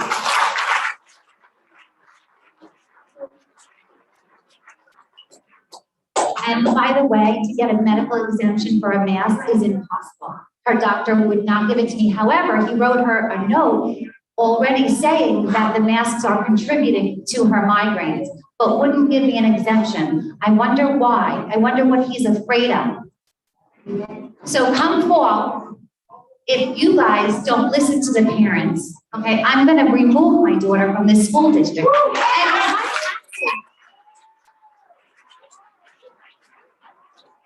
My taxes are very high, right? But I'm gonna remove my daughter because I'm not gonna take the chance that she's gonna come home every day with a migraine. Do you know what cleaning throw up off a king bed is? Through the rails, pulling off the, well, your guys, you know, some of you.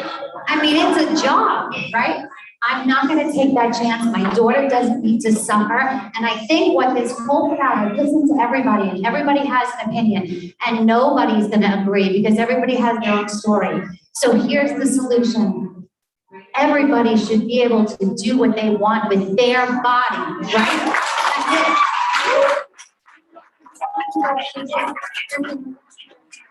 For my child, and my child's getting migraines from wearing a mask all day.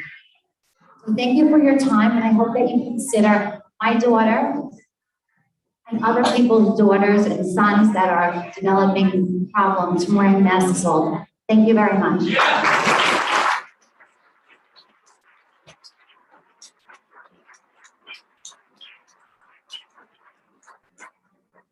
Can you hear me? Yeah.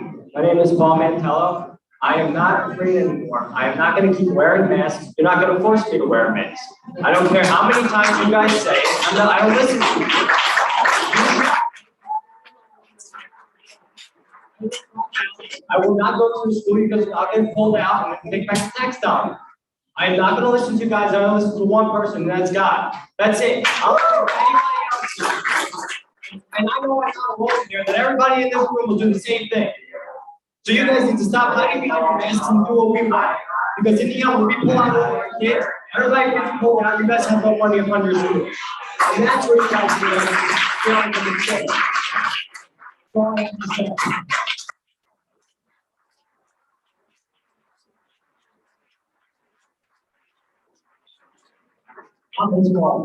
Excuse me, we're all coming after the lady in front of you. Sorry. Excuse me, I asked her to wait until everybody was done. No, I'm sorry, she can come back up later, we fall, cut it off, sorry. Okay, let's go. Okay, my name is Paul Mantello Senior. I'm here to tell you, unlike most, I understand the position you're in because I work in New York City.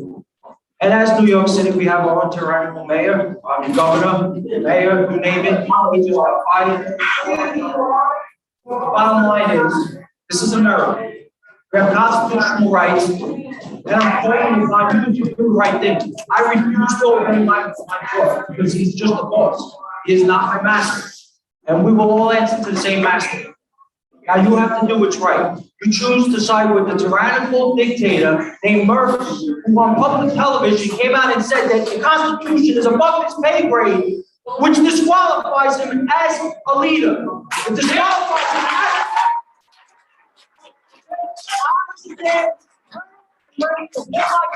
I will tell everybody to pull their children out of the school. And you've heard of daddy daycare? Well, I'll start daddy homeschool. Okay?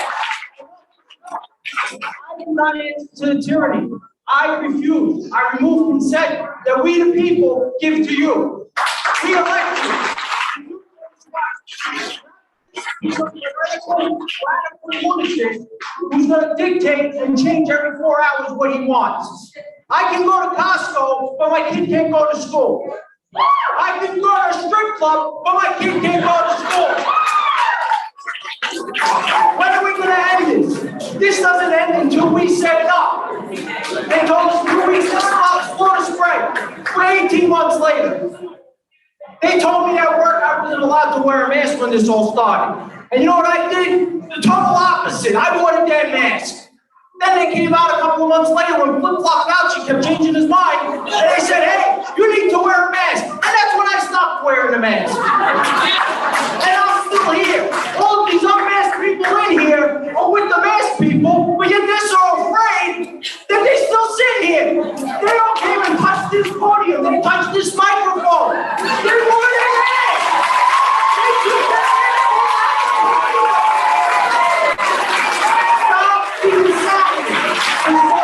God, I guarantee you that we all belong inside of the school and they'll all be unemployed with me. You know why? Because now they tell me I have to mandate to take the vaccine. That isn't even approved. Okay? Mandates are made by men. Laws are made by God. And you will be judged accordingly.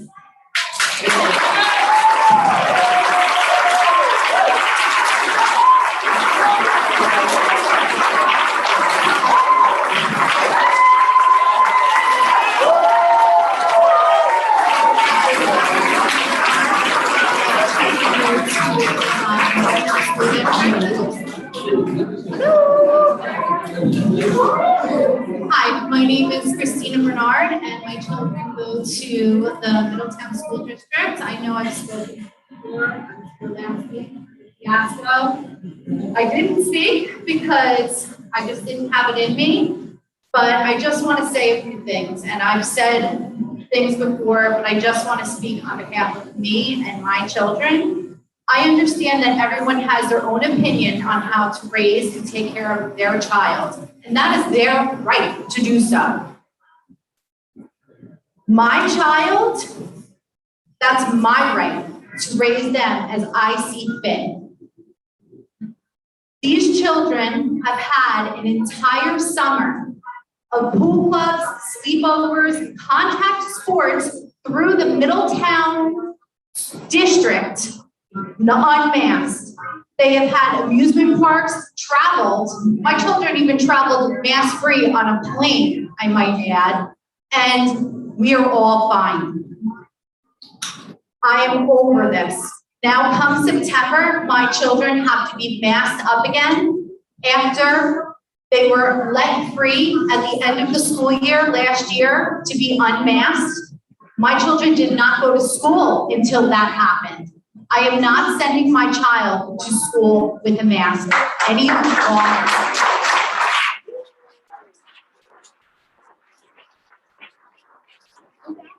Oxygen reaching the brain over long periods of time, brain cells die, and that is a fact. We do not know the long-term effects of what these children are going to endure. This is unprecedented. We have not had this issue before in the past.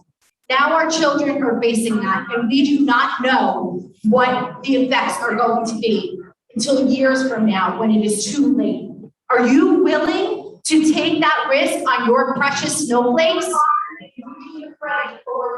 I will no longer stand by and let others make choices for my child's physical and mental health.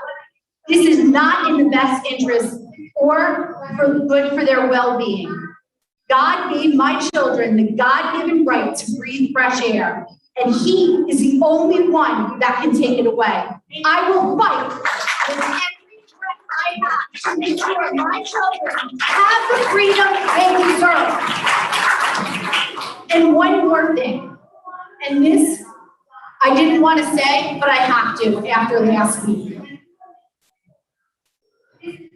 I may be loud and may not be liked by everyone on this board, but we are here for the children. That is your job, to be here for the children. You represent our school and our children.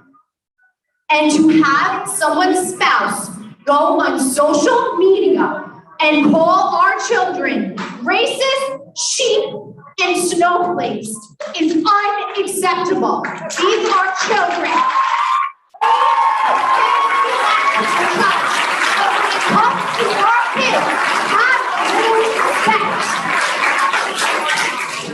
Shame on you. Shame on all of you for letting that happen. And that is going to be remembered forever. And that should never be swept under the rug. That should never be swept under the rug. You are sitting up there representing our children. You should be ashamed to have anybody in your household saying that about children, when that is your job. My job is to take care of my children. If I don't want to get my child to school with a mask, I shouldn't have to. If masks work so well, and you believe that they work, and other people believe that they work, send them to school with a mask. That is their right as a parent. My right as a parent is to decide what is right for my child. And I will no longer mask my child. Thank you.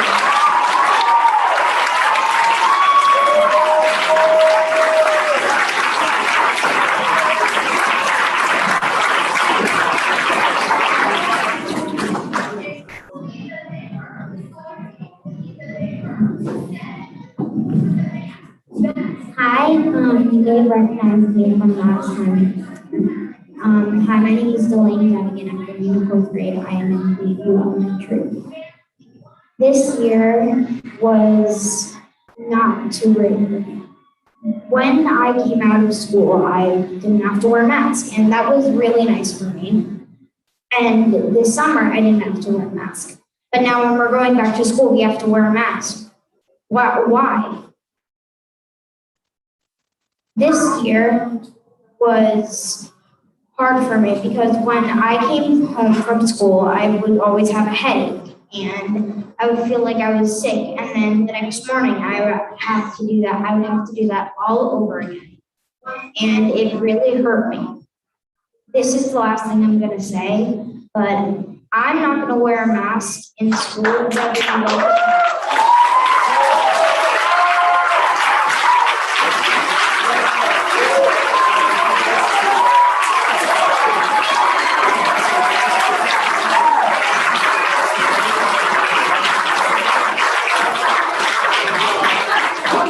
Good evening, everybody. So my name is Greg Mealy. I am living in the town. I happen to be, for disclosure, the Perry governor. And I am not making a political statement here, though. I'm here as a concerned citizen and also of daughters. And I can just say that, thank goodness, with a lot of what's going on this last year and a half. I have a new granddaughter. I'm very scared for the future on this thing settle down again. I do appreciate the difficulty that you guys face in your job here, and you're not going to make everyone happy no matter what you do. It's understood. But I think it's very important to recognize, with all the different opinions about nature of the disease, whether how contagious it is or not, or a mask's good or bad or whatever else. We've never quarantined with all the diseases, illnesses we've had for hundreds of years. We've never quarantined the healthy, and that's what wearing masks is.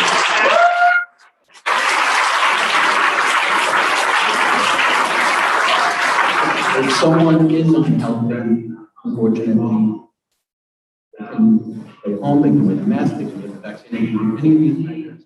Also turn on CNN. But if you're healthy, you should be out there doing things that healthy people do to keep life worth living. In my opinion, this is America. This is what we're supposed to be here for, to make our personal and medical decisions ourselves. And I feel very hurt by what happens with parents today in school. I guess I can't even imagine dealing with that personally. And I've been asked all over the state to visit Board of Ed meetings like this. For the last 3 months, I've been traveling around once or twice a week, all over the state, showing my support for the parents, because that's really where it needs to be.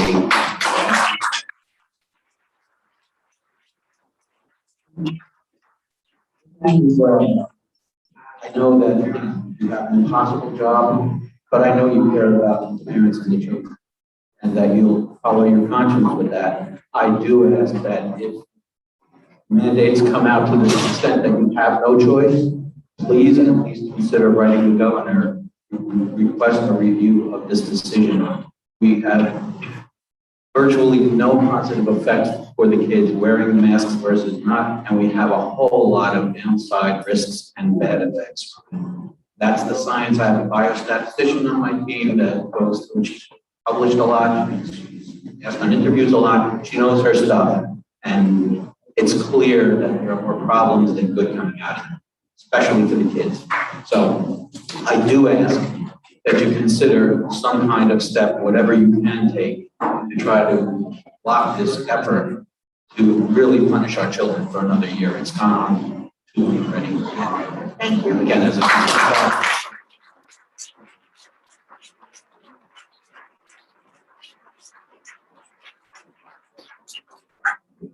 Hi, my name is Michelle Hansel. I'm 8 years. My daughter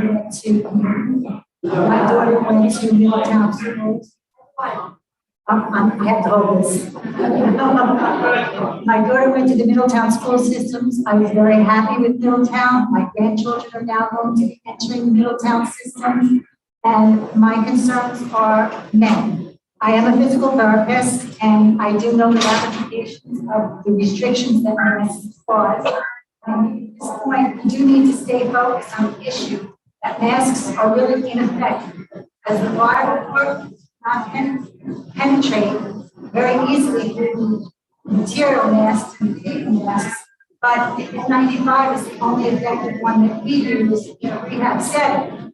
However, even in the rehab setting, people do get sick.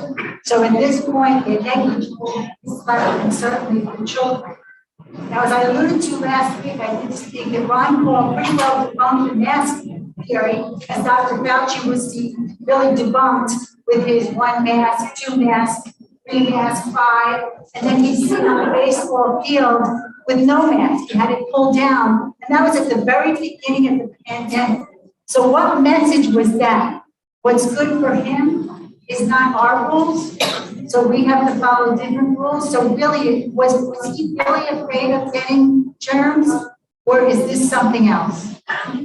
So at this point, the harm that the masks are doing to the children, oxygen deprivation, is far greater. Every organ in the body requires oxygen, primarily the brain for learning.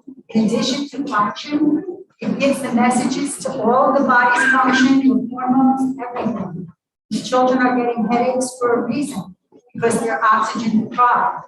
In addition, when a child is born with a hypoxic event, it usually will lead to a cerebral palsy or some neurological damage with seconds of a loss of oxygen to a baby. So now we're talking about children that are growing, these cells need oxygen.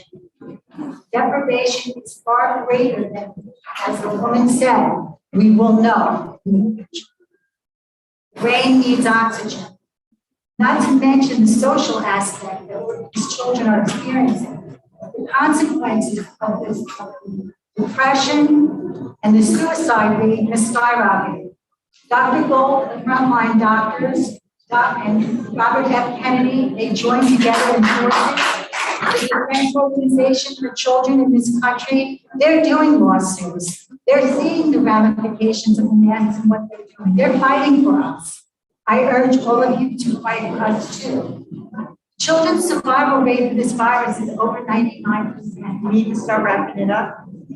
We don't need to be masking children. The risk is like a pole. I urge you to stick together with us. You have children, you have grandchildren, if you don't already. Please think of them. Please be courageous. We need to all work together. Let's not be divided and fight. Courage is the virtue that all other virtues have. Please work for us. Thank you.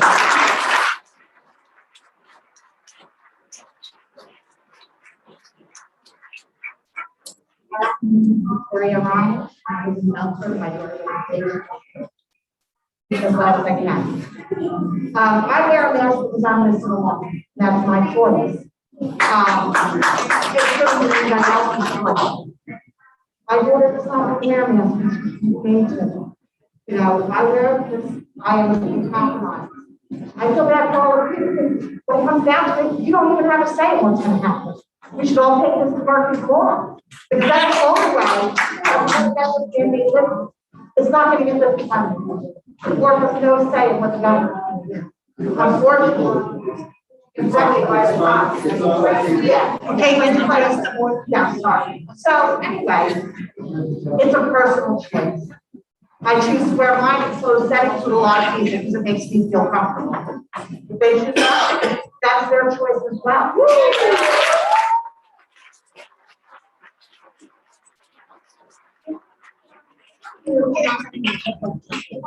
So the only reason I'm standing here tonight is because you took my choice away to participate virtually. Because I would stay home. Because that's no choice. But I can't participate in Zoom anymore because you took that platform away for people who haven't even qualified. That should be backed up. Because it's not about us not wanting to be here. It's that it's detrimental to my health to be in an enclosed place. If that was, I have no problem.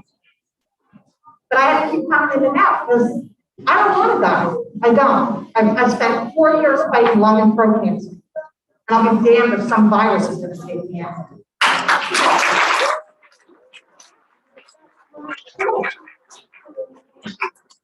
So I implore to you that you write this letter to try to push it through, and maybe the governor, some miracle, will change his mind. I don't think vaccines should be mandated. These are personal choices. I got vaccinated. That was my choice. My daughter's not getting vaccinated. My daughter doesn't have immune health. And when I know more about it, then maybe she will. But right now, everything's just too soon. It should be the parents' choice.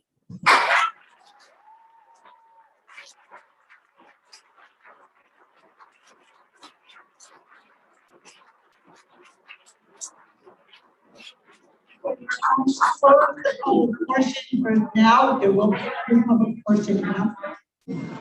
I need a motion to approve the minutes for executive session on 7/21, the workshop meeting on 7/21, executive session 7/27, and voting meeting on 7/27. Second. Discussion? All in favor? Aye. Opposed? I object to the minutes being pulled from the workshop. 2027. Do we know? Okay, we're going to move on to, Don't abstain, I wasn't here. You what? I wasn't here in July. So what are you abstaining on, John? Minutes. All the All minutes? four. All four? Yeah. Okay, just didn't know which one. Okay, under the report of the president, number 1, we're going to have a discussion on the recommended approval of the regulation implementing district policy as required by Executive Order 251. And we're going to open this up for discussion. Ms. Muniz, I'd like to make a statement. Yes. Over the past 18 months, Phil Murphy has governed and cast executive orders that we have been forced to comply without any input from elected officials at the township or the Board of Education. As Election Day approaches, and in a sign of political expedience, Governor Murphy ended the health emergency and has pretended to put this district making back into local districts' hands. On August 2nd, 2021, Governor Murphy stated the local districts would be in charge of masking and the rules that affect the operation of their districts. However, on August 6th, 2021, just days before leaving for his multi-million-dollar villa in Umbria, Italy, Governor Murphy, flanked by the NJEA leadership, reversed course and implemented a mandatory mask policy for school-related activities starting on August 9th, declaring that the local districts need to implement a policy under Executive Order 251. While Phil Murphy was enjoying his 2-week vacation overseas, the policy committee created a policy completely legal, compliant with Executive Order 251. That is scheduled to be voted on tonight.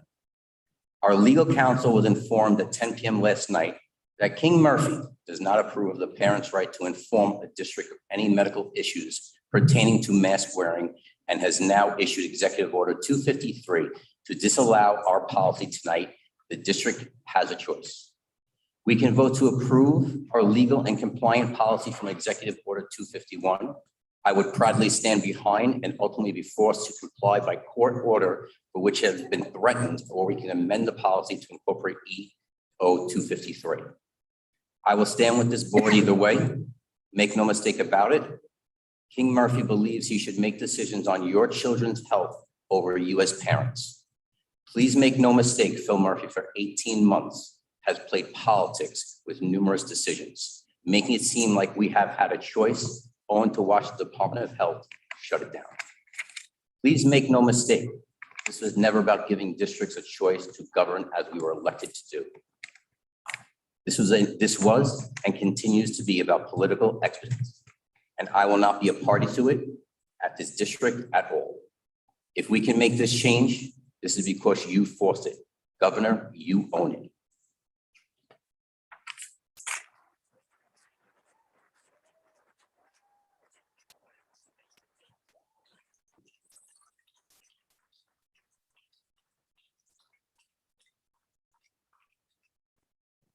I think at this time we need to discuss the changes that are presented from last week. We'll go to court with you, Brian, don't worry.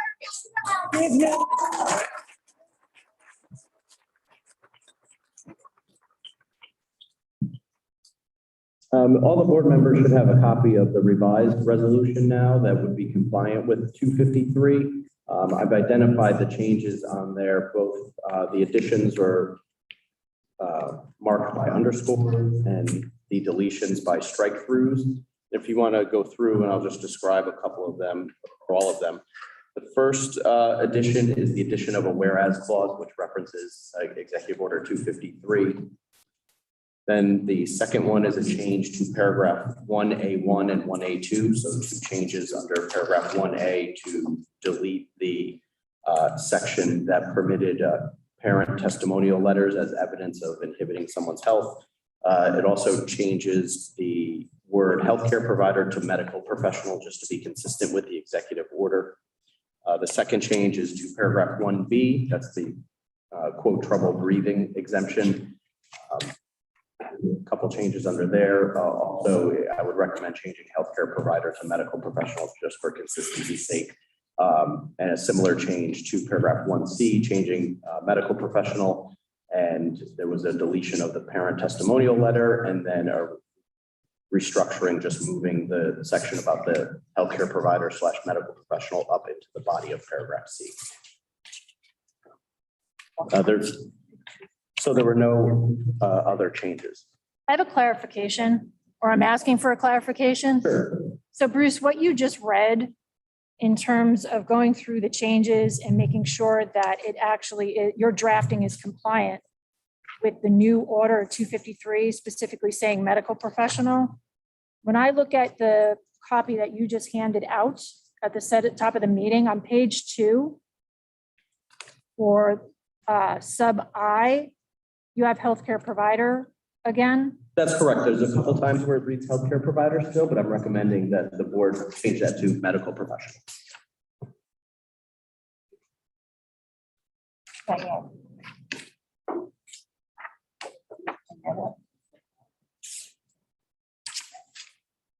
Yes, for that one as well. So, sorry, what's the difference between a healthcare provider and a medical professional to define it? In my opinion, there's neither. There's no difference. But since the executive order uses medical professional, I'd rather use that. So is it defined in the executive orders? No, it is not. So how would, I think there was a question regarding what you said that you have to be an MP. So is there like a list? Is there a way they can determine qualified? I mean, this isn't, to some extent, this isn't new. We often get questions or letters from healthcare providers or that we have to deal with on whether it's a valid healthcare professional, medical provider. I wouldn't want to just shoot from the hip here and put a specific definition on it, but generally speaking, it would be any individual who is qualified and trained and either licensed as a medical professional or somehow permitted to practice and provide healthcare advice or medical guidance. I asked because I think we struck out the part about the district physician taking a look at it. Is that part of our normal policy? About the, Yeah, there's a part here that had our district physician looks at I think crossed out or said the district physician won't review. In other words, who's gonna decide who the medical professional is? I mean, you're not is it? well, I think that's gonna be very, not a difficult question on who's a medical professional. I mean, if you're licensed to provide medical guidance. Right, but if I don't know.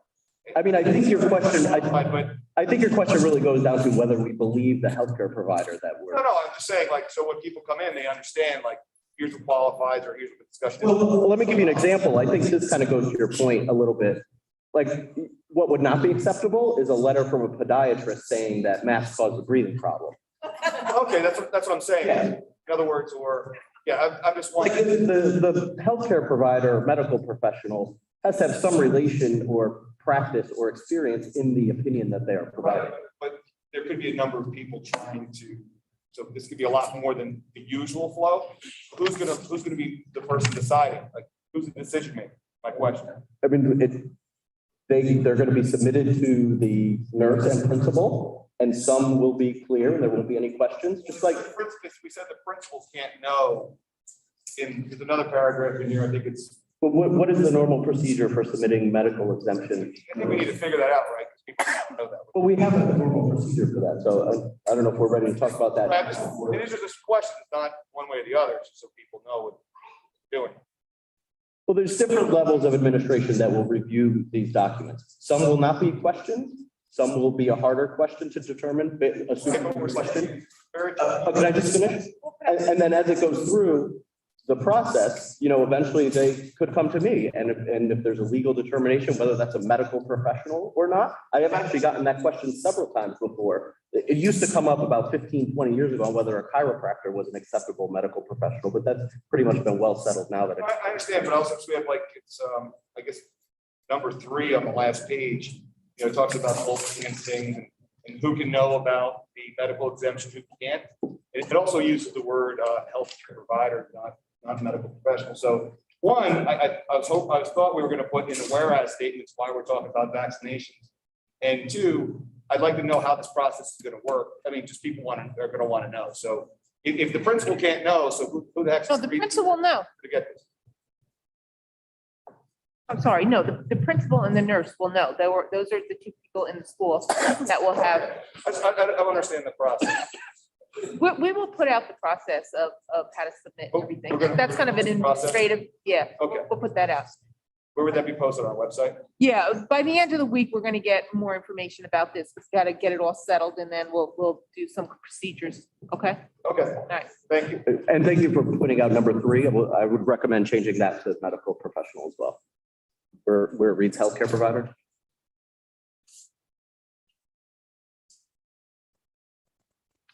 Are you gonna say?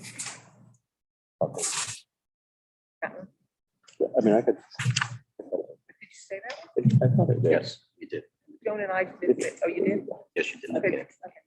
So that will be changed, that'll just be stricken. That's strict. I mean, we discussed it here if they will. Yeah, there's a question on 1A3 that talks about the heat exemption that people refer to the heat exemption. The heat exemption comes from paragraph 1A, and what the executive order 251 reads is that masks, circumstance where masks would not be required is, quote, when doing so would inhibit the individual's health, such as when the individual is exposed to extreme heat outdoors. So that comes from No, not outdoor. A of the executive order, and it refers to the individual's health and the individual being exposed to extreme heat. 1A is also referenced in executive order 253 that requires a medical exemption letter. So that would not be something that could be determined without a medical exemption pursuant to the specific language of executive order 253. I have a question, Bruce. How do we determine district by district who has better HVA system than the other district? Because we have a tremendous problem. Actually, it's public knowledge that we have over $30 million that we need to revamp our elementary school system, everyone across the board. Mm-hmm. So who determines that one school is okay and one school is not okay But now we're saying, because Phil Murphy said that it has to be a letter from a medical professional to say we're having a heat issue in the school. That's how the specific language of 253 and 251 read when you read them together, which is what you're required to do, is read laws so they make sense together. Well, it doesn't make sense because I will say this, our elementary schools do not have air conditioning in the hallways, the gym, or in the lunch. And that's going to be a liability on us as well as a board.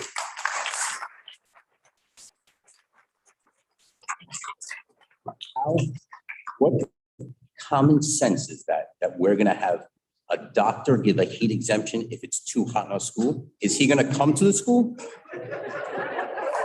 Is the governor going to send people to read the temperature? I mean, that's a good question. I can't answer. I could just tell you how I interpret 251 and 253 and reading them together. They require documentation from a medical professional. Common sense is hard nowadays. So what are you suggesting? Suggesting that it be, my suggestion is that we listen to the order. Because that's an administrator, that's our job, is to make sure we follow the laws and the rules and the order. And my suggestion is to strike that. Like what? The heat exemption. 1A2. Why do you want to strike that? The heat exemption one. Wait, what? With the section that reads, the current heat exemption shall continue until significant change in weather conditions. I'm sorry, she wants to strike that? Yes. So I think we need the clarification. If we strike that, what does it mean? Okay, I'm asking if we strike that, what does it mean?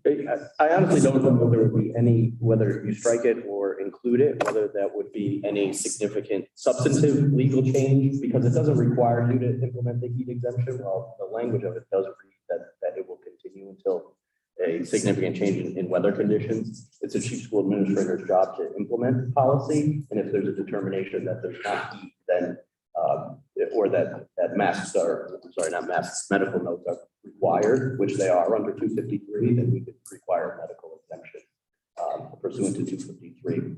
And that would preclude a heat exemption. Because the way I'm reading it is that 253 takes that heat exemption out for us. No, because what they want EO doctor's 53 notes. does is the governor said he wants a doctor's note for a child in school because there's a heat issue. So I am all for leaving that in because the governor wants that in there. And let him live with if a child gets sick or has a problem because of heat in their school. And like I said, our elementary schools do not have heat in the hallways, gyms, and lunchroom. That is correct. So Mary Ellen,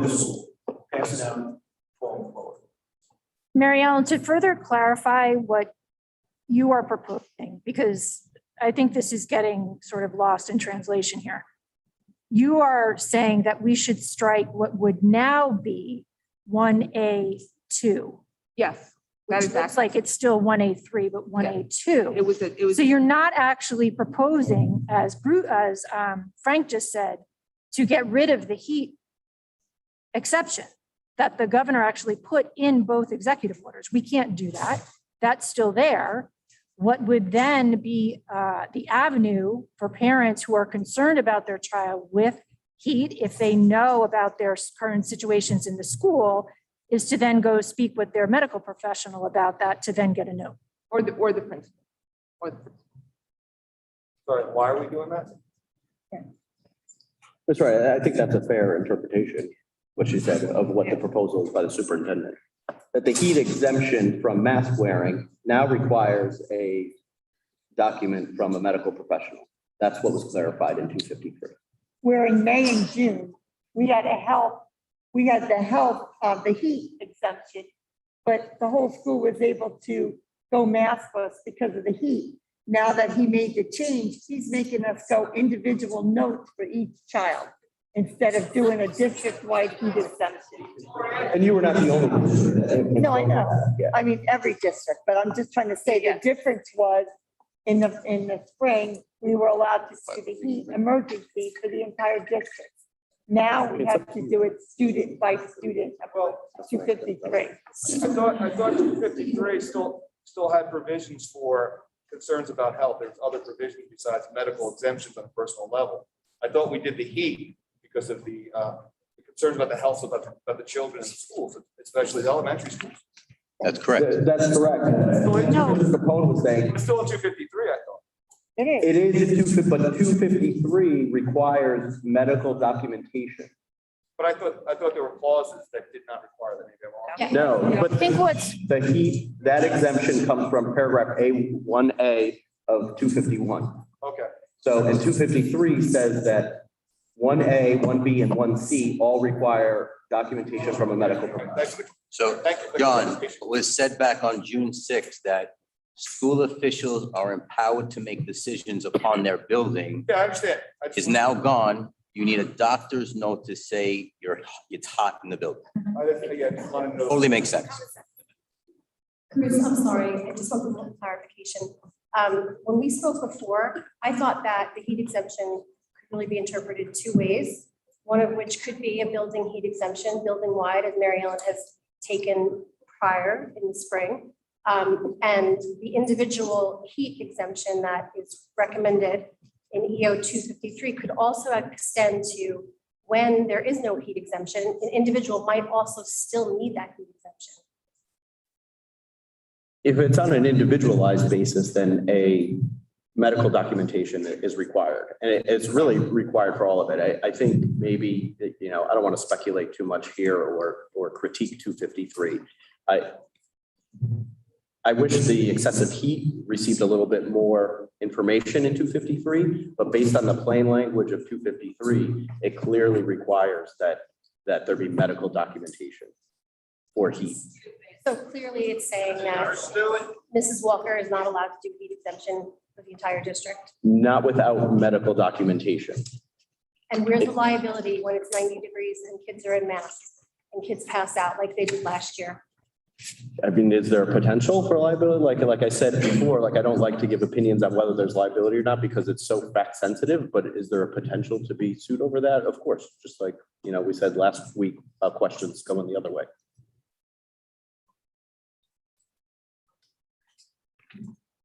Any other discussion on this policy resolution? I have a question because I want to understand something, Bruce. Bruce, I want to understand as far as what Jackie's saying about liability and stuff. I'm more concerned.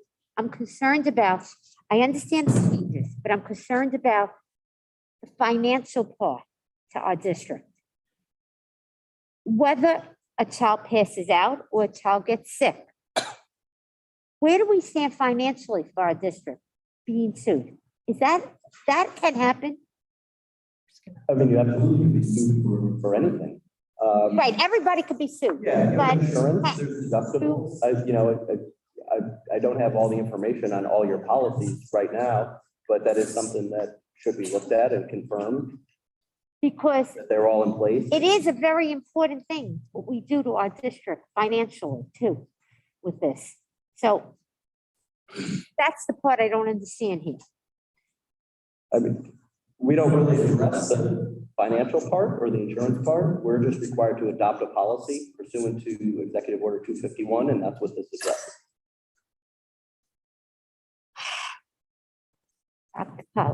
but Bruce, I mean, correct me if I'm wrong. And I think sort of what Leonora is trying to get at is a really good point to clarify.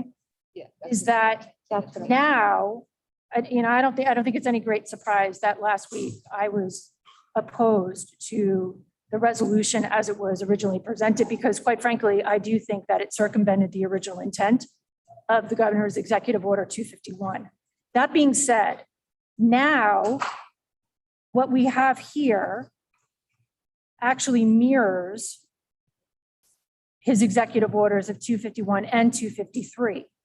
So when you're looking at this in terms of the district being in compliance with what the law now is, and I'm not saying this is a good thing or a bad thing, but just looking at it from a pure liability standpoint, if something were to happen to one of our students, what would actually be discussed in a legal proceeding would be what we did to make sure that we did not breach our duty to that child.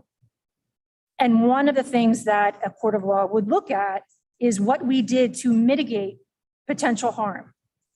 And if we can say that we followed the governor's executive order, I'm not saying that gets us out completely of liability, because there could be other issues that are presented, but at least that helps us, right, be able to say we did actually what we could have done and everything we could have done to protect that child, which was our duty.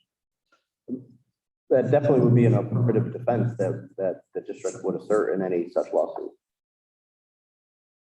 Thank you for clarifying. I don't mind answering these questions, but I do just want to, let the board know. I don't want to stray too much in giving legal advice or opinions on liability in public, because that really is not something that should be discussed in public. So I don't mind talking a little bit in generalities, but if we get too deep, I would just like to end the discussion. I just wanted that clarified. You did what I wanted. Thank you.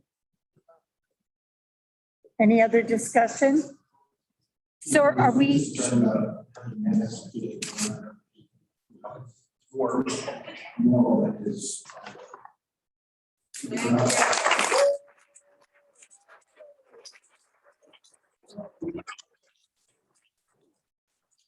I mean, to your point and some of the questions about this, if you look at paragraph 1B of Executive Order 251, it talks about when the individual has trouble breathing or is unconscious is one example. I mean, I don't know how you're supposed to get a medical professional doctor when you're unconscious in school. So I think there should be some leeway under circumstances as they present themselves to realize that, you don't want to put children at risk if there's something observable that the mask should be removed.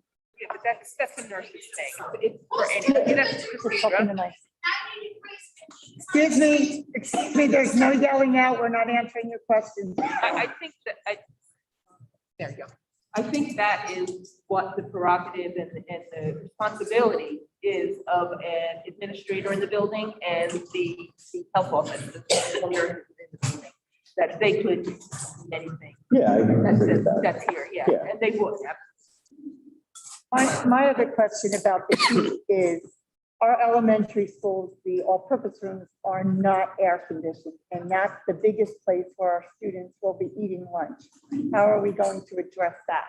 They do not wear masks in lunch, and they don't have to wear masks in gym, and people, But my point on the heat is. Please keep it down. My point on the heat is, those rooms are hot, and we have a lot of kids in there eating lunch. So how are we going to address that? That's my. I don't, what do you mean, in terms of masking or? No, they're in lunch and they're not wearing masks, and that's how it is, but those all-purpose rooms are hot. They've always eaten lunch there, so it comes down to, that comes down to our facility work that we have to do. So if you think about it, in the past, when elementary schools used to have productions and stuff in those same rooms, kids were passing out because of the heat. It was so hot. I'm just curious, like, are we going to be putting fans in there? Are we going to do something to reduce the heat? Like Deb said, we have to start mitigating some of the things that, we don't want these things to happen. So do we have a plan to try to cool off those rooms, especially for September? Authority can speak to that. Our elementary school yards do have fans on the ceilings already. So in the past, air conditioning has never been.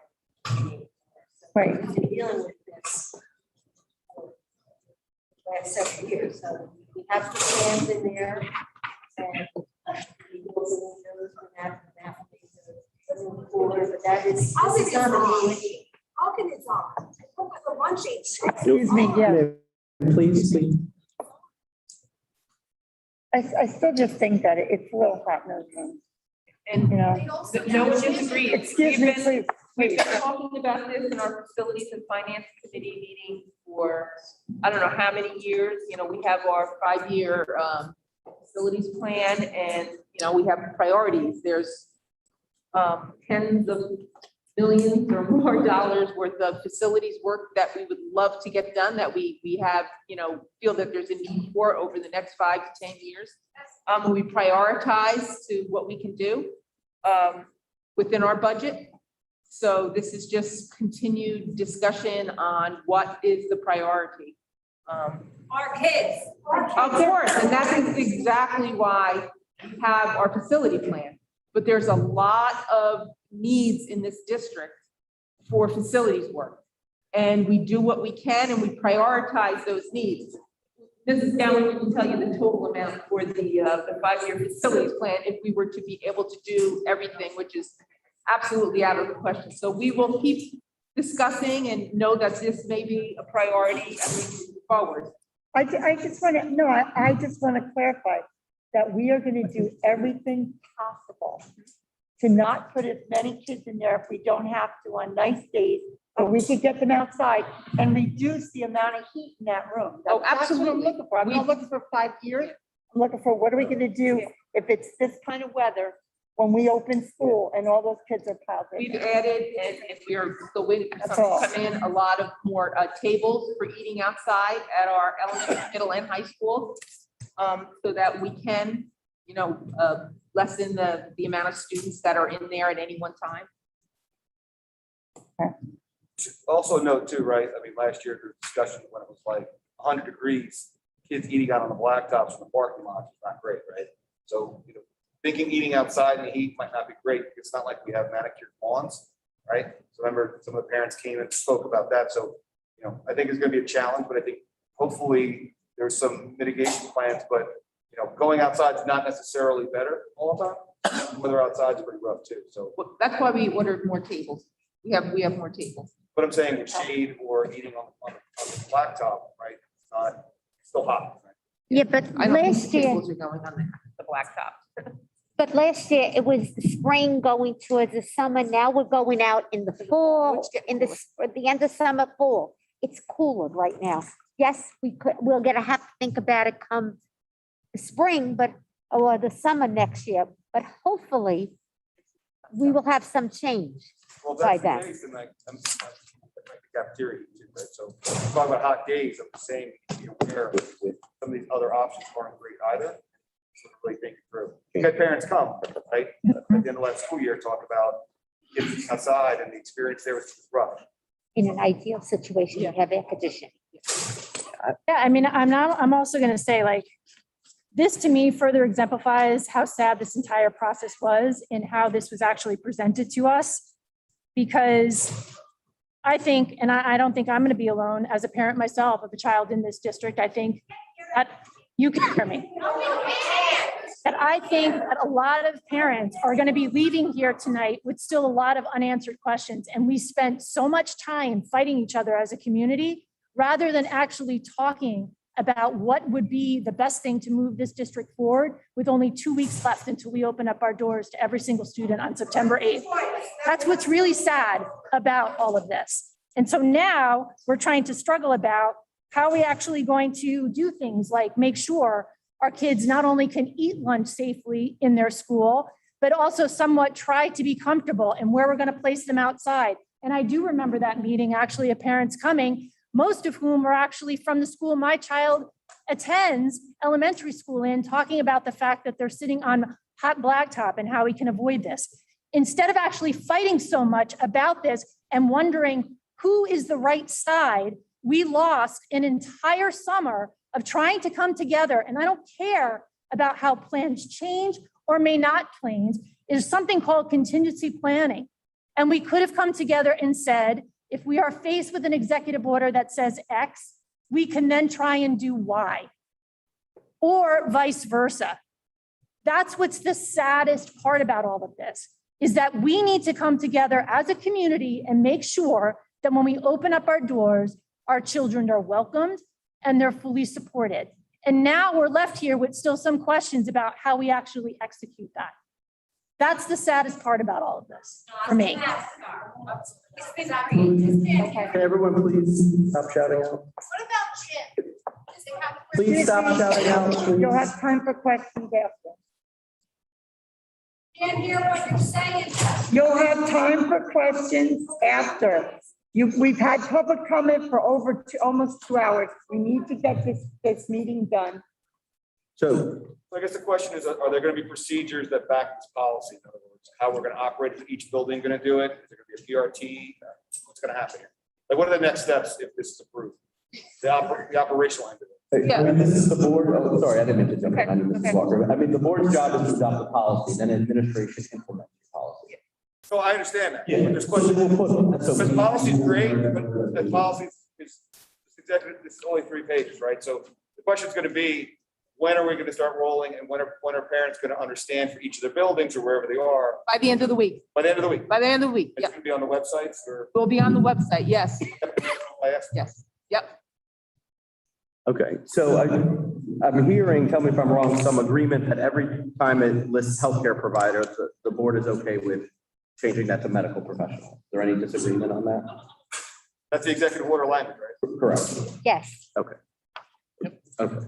And we're taking out 1A2. But do we? I think there could be one issue where the board might want to debate it more on that heat exemption 3, 2, whichever you want to refer to it. But so let's put that aside right now. Are all the other changes as marked on here acceptable to everyone, regardless of, just to move it forward to a vote? Well, they're really not, but we don't have much of a choice. I mean, I understand that, but in terms of presenting it as a final motion for the board to consider, then.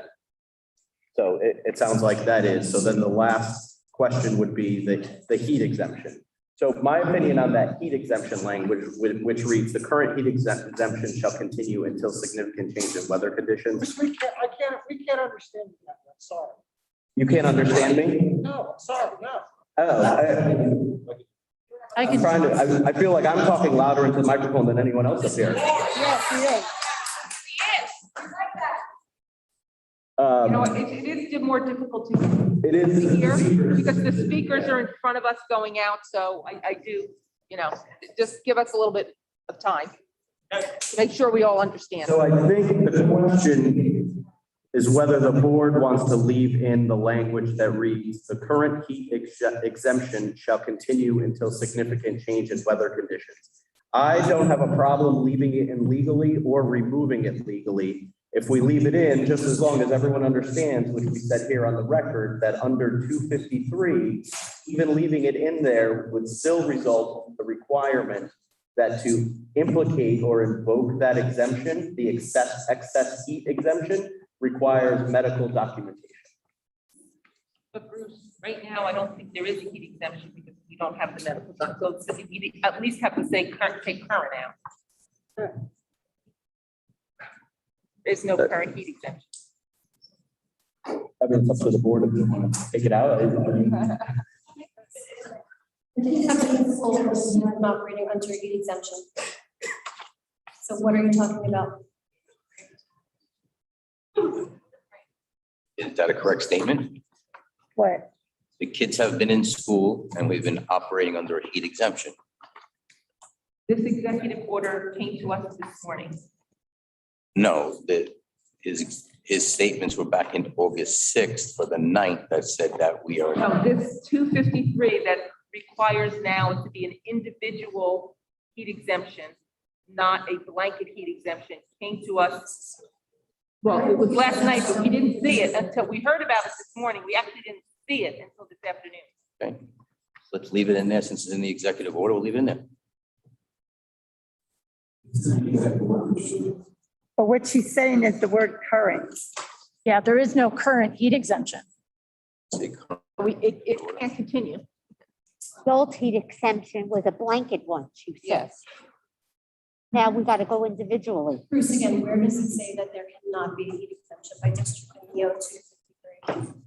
I understand that. Just 253, there can be an exemption for heat, but 253 requires the individual, it specifically says the individual has to provide medical documentation. It reads, quote, require individuals seeking a medical exemption from mask wearing under paragraphs 1A through C, and this is paragraph 1A, of that order, meaning order 251, to produce written documentation from a medical professional to support the exemption.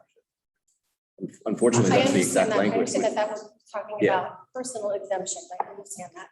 But is there any language that speaks to the general districts taking the heat exemption the way they did in June? No, it doesn't. I mean, it's the same language that was in effect in June. It was under a different executive order. I forget the number because there were so many, but it was the one prior to 251, might have been 240, 245 maybe. It was the same language and people invoked that same language to provide a blanket exception. Yes. Correct. So it's Yes. basically up to our superintendent who's trying to decide that she doesn't want to do that anymore. Well, what I'm hearing her say, and I don't want to speak for her, is that 253 precludes her from doing that. Which I the didn't language read of it or interpret it 253 like that I, I didn't yeah. read it or interpret it like that at all. I read that these were speaking to personal exemption.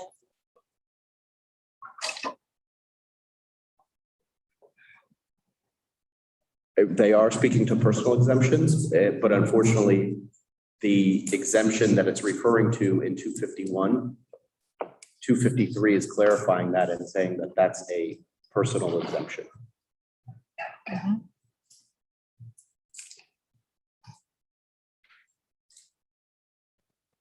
Yeah, no, that's correct. Totally correct. Can't hear you, Deb. No, I said that interpretation is totally correct in my opinion. Then we'd have to take out the word current or the whole thing. The whole thing is. I would strike the whole thing. She's gonna do what she wants anyway. What's that? I said she's gonna do what she wants anyway, so what's the difference? What the board policy we agreed to was? All right, consensus. Are we taking out the heat exemption because it doesn't really apply any longer? Yes. I just ask everyone to keep it down. It's hard enough to hear each other. I think you should take out the word current. Continue. Right, continue the current. No, it says. The current. So if you heat take out the exemption. heat exemption shall continue, well, there is no heat exemption. That's the problem. There was a heat exemption. Well, what were we doing? But the new executive order superseded it. This new supersedes that back in June. I mean, Wait a minute, his executive order says there's a heat The exemption. one that just came out It last night. says there's a heat And it's an exemption, but it's an individual one. individual, so the heat But and you exemption have shall the medical, continue. you have the medical documentation.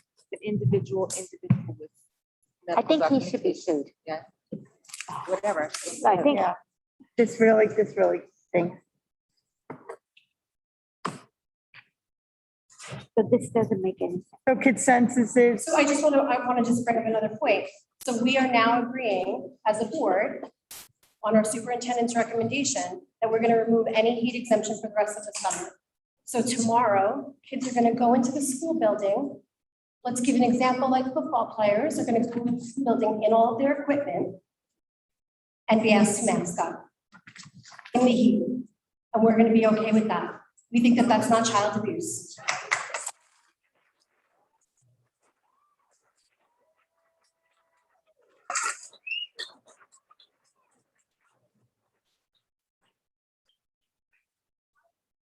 Jackie, I'm listening to what you're saying. I'm listening to, how do we not break the law? I'm sorry, Lenore, I can't hear you.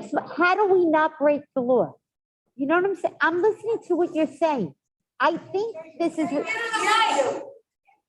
I think it's ridiculous. I'm listening to what you're saying. Now, I don't think what you're saying, I think what governor's doing to us is ridiculous. But how do we sit up here? Excuse me, please. How do we sit up here and break the law too?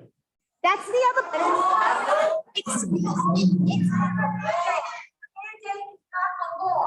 Listen, everyone, just for clarification, the governor has the statutory legal authority to enact executive orders. They may not be a law as you might equate to a statute. Let him finish. It has the power of law and the board is obligated to follow it. He has no power. We have the power. Please stop yelling out. We can't have people yell out. This is what privacy is about. What did the governor do? He changed the executive order.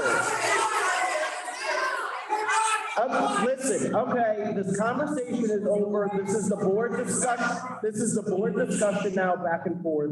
Please, the public will have time to comment again at the end of the meeting. You guys have to know that I have been fighting like a dog for all of you.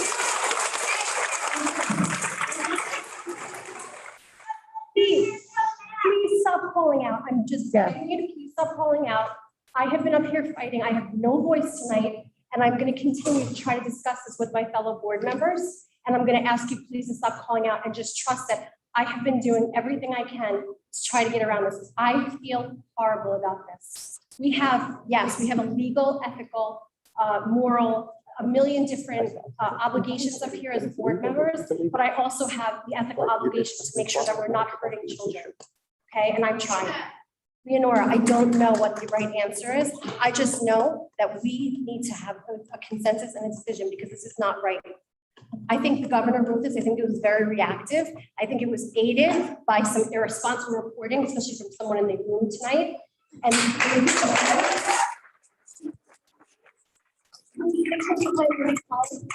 was never one to make it mask choice. The intention was to be respectful of all of the children who have been hurt by this for the past 18 months. The intention was to be protective of those children, to allow parental testimonial, because doctors will not write the notes. And especially when it comes to mental health, you cannot get into doctor's appointment for 9 months. And what has happened is this has turned into a zoo, aided and abetted by the media, and it's disgraceful what has happened. Complete lies, and we have been now victimized by his reactive response to us. So how do we? How do we? To me, I would remove the word current, but leave the rest of the language in there. That says the heat exemption shall continue until change in weather circumstances. With the understanding here that I've now said several times on the record that medical documentation is required. Well, you at least put, can that at least be in there? Because if administrators are supposed to be able to hold this and, carry this out, and that's not in there, that's going to be very difficult for us to uphold a policy that doesn't specifically say something that was supposed to be upholding. That's my concern for the administrative team. Yeah, I understand that, and that it's not in 1A, new 1A2.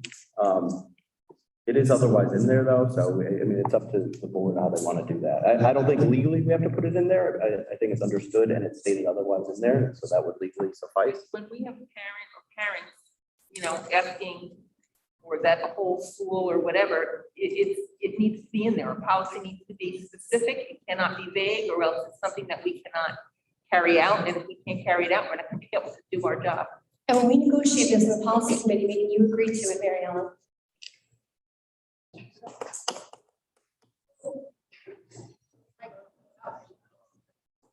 That you agreed to it at the policy committee. At the policy committee meeting, it was before executive order. Right.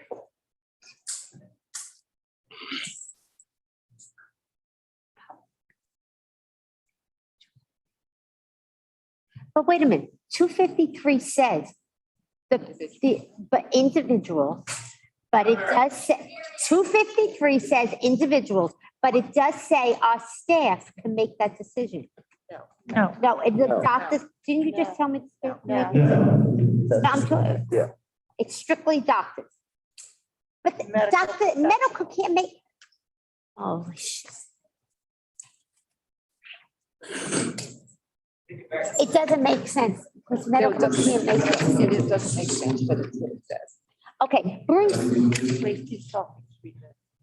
Yeah, a medical note for heat. I don't mind leaving it in there from a legal perspective, and you guys have to decide whether you want to include it in there in the policy or not. It sounds like the options now on the table are leave it in as is, leave it in removing the word current, or leave it in with or without the word current with additional language concerning subject to medical documentation. I mean, I'll happily go back into policy and renegotiate again. There's other things we can renegotiate then if this is where we're going to go with this. Please.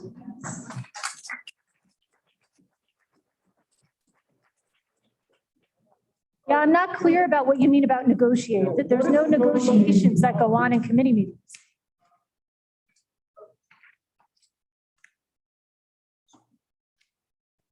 Jackie, I think putting this off, as much as a lot of us don't like it, isn't going to change things because Executive Order 253 is in effect now. And it's going to be followed by the school district. So by putting this off and having no policy, I don't know where it's going to leave us. It's not going to change anything until policy meets again. How can the medical? Well, Bruce, I think you can answer that question though, right? If we actually leave tonight with no policy, we still have to follow Executive Order 251 and 253. Is that not correct? That's correct. The potential issue you have is that 251 says the district shall adopt a policy. You know, not saying I would have been nice or that I would agree with the policy, but it would have been, from my point of view, from being at several board meetings like this, not just here, but around the state, the frustration from people is palpable, and it's just the board doing what the governor is telling us we have to do. If the state just gave everyone a policy and said, this is the policy, it would have avoided a lot of arguments at the several board meetings I've been at. But unfortunately, the order tells us we have to adopt a policy that requires no masks or requires mask wearing, And also, except in the following 8 exemptions. and also that we have to come up with a policy, but we have to follow the executive order. So I guess, Deb, to answer the question, if we don't adopt a policy, obviously we're still subject to executive orders. But one proviso of that is that we adopt a policy that comports with those 2 executive orders. If we have a situation where the air conditioner goes out in school, principal wants the school, and that's what students. I would imagine that eventually in a situation like that, like I might get called.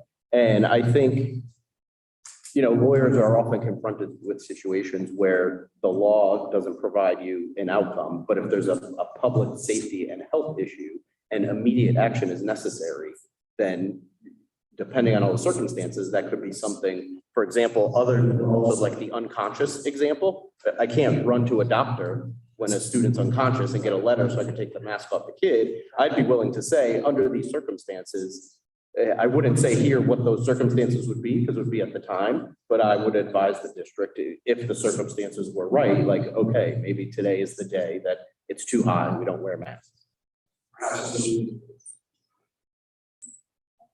I couldn't hear you. I didn't hear what you said. I couldn't hear what you said. Like I said, I mean, I don't mind leaving it in. The heat exemption shall continue until significant change in weather circumstances. You know, if you want to say subject to Executive Order 253 or, you know, subject to the requirement of a documentation from a medical professional, you use that language in other parts. So I really don't see it a problem being there because it keeps the exemption intact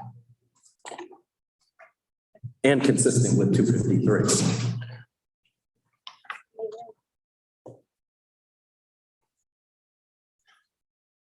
Recommendation, leave it in, take it out, change it.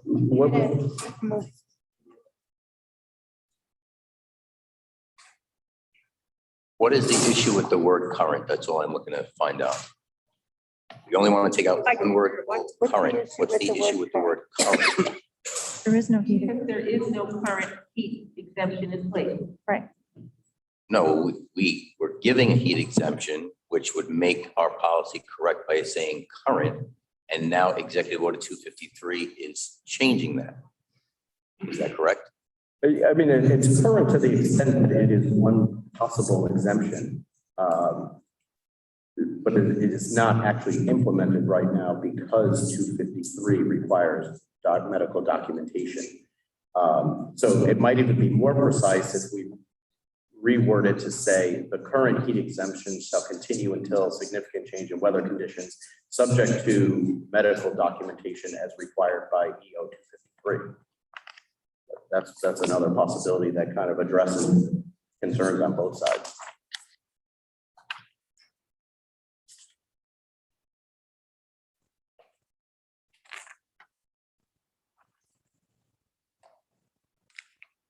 But isn't that already implied in 1A? Just by the plain reading of it? Because if I know that my child's school is extremely hot, and that's going to cause a problem with my child's health, I'm going to go to my child's pediatrician, we're going to discuss this, and I'm going to provide a note. So that's already implied in 1A. Yeah, no, I agree. That's why That's why I initially did not think that we needed to add It's that extra proviso. in- then duplicative. So it's really actually not needed because it's already implied in the governor's 1A.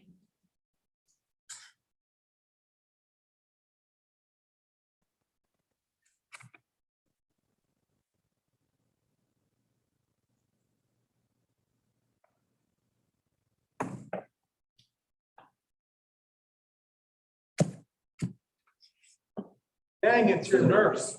I think the question is, you want to start at one end? Which end? Yeah, let's Just take see it. what everyone, how you want it to read. Does anyone want to go first? Barry?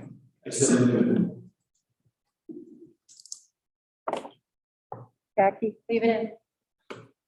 Tom? John? Doesn't sound like, the clause doesn't seem like it makes a difference anyway. Well, it does, the way it's written. I mean, right, if we're following 251, 253. I'm indifferent. I mean, if you want to leave it in, take it out.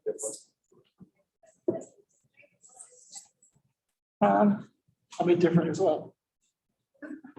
Just to be clear, it's hard to hear all the time, I mean, even over the mic. It's hard. Just I would because take it out it's- based on what I just said. Leave it. Frank? Leave it in. All right, leave it in.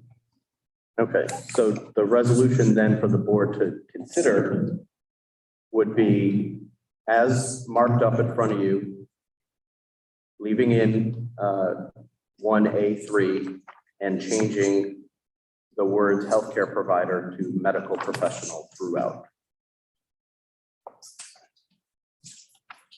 So now you just proceed as normal with a motion, a second, any discussion, and then a vote. Need a motion? I make a motion. Second. Discussion? Roll call? Mrs. Kennedy, Yes.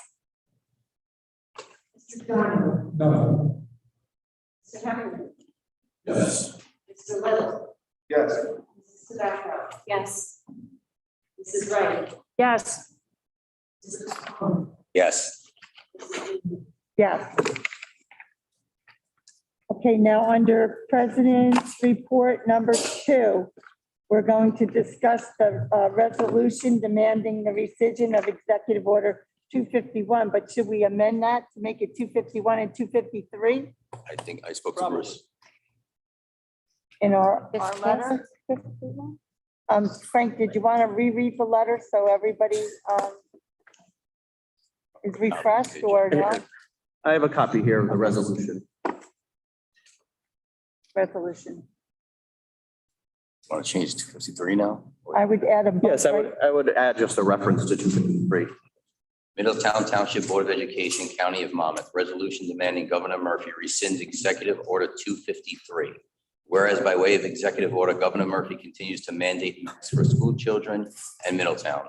And whereas the letter dated May 27, 2021, members of the Middletown Board of Education requested an elimination of the mask mandate in favor of allowing masks to be optional. And whereas the governor inconsistent policies have caused a separation and divide among members of the community with the board of and district administration. And whereas Middletown Township Public Schools have been open safely with in-person instruction since September 20th, 2020, for the full-time in-person instruction since May 10th, 2021. And whereas Middletown Township Public Schools have been operating safely with masks optional due to heat since June 2021 and throughout the summer program.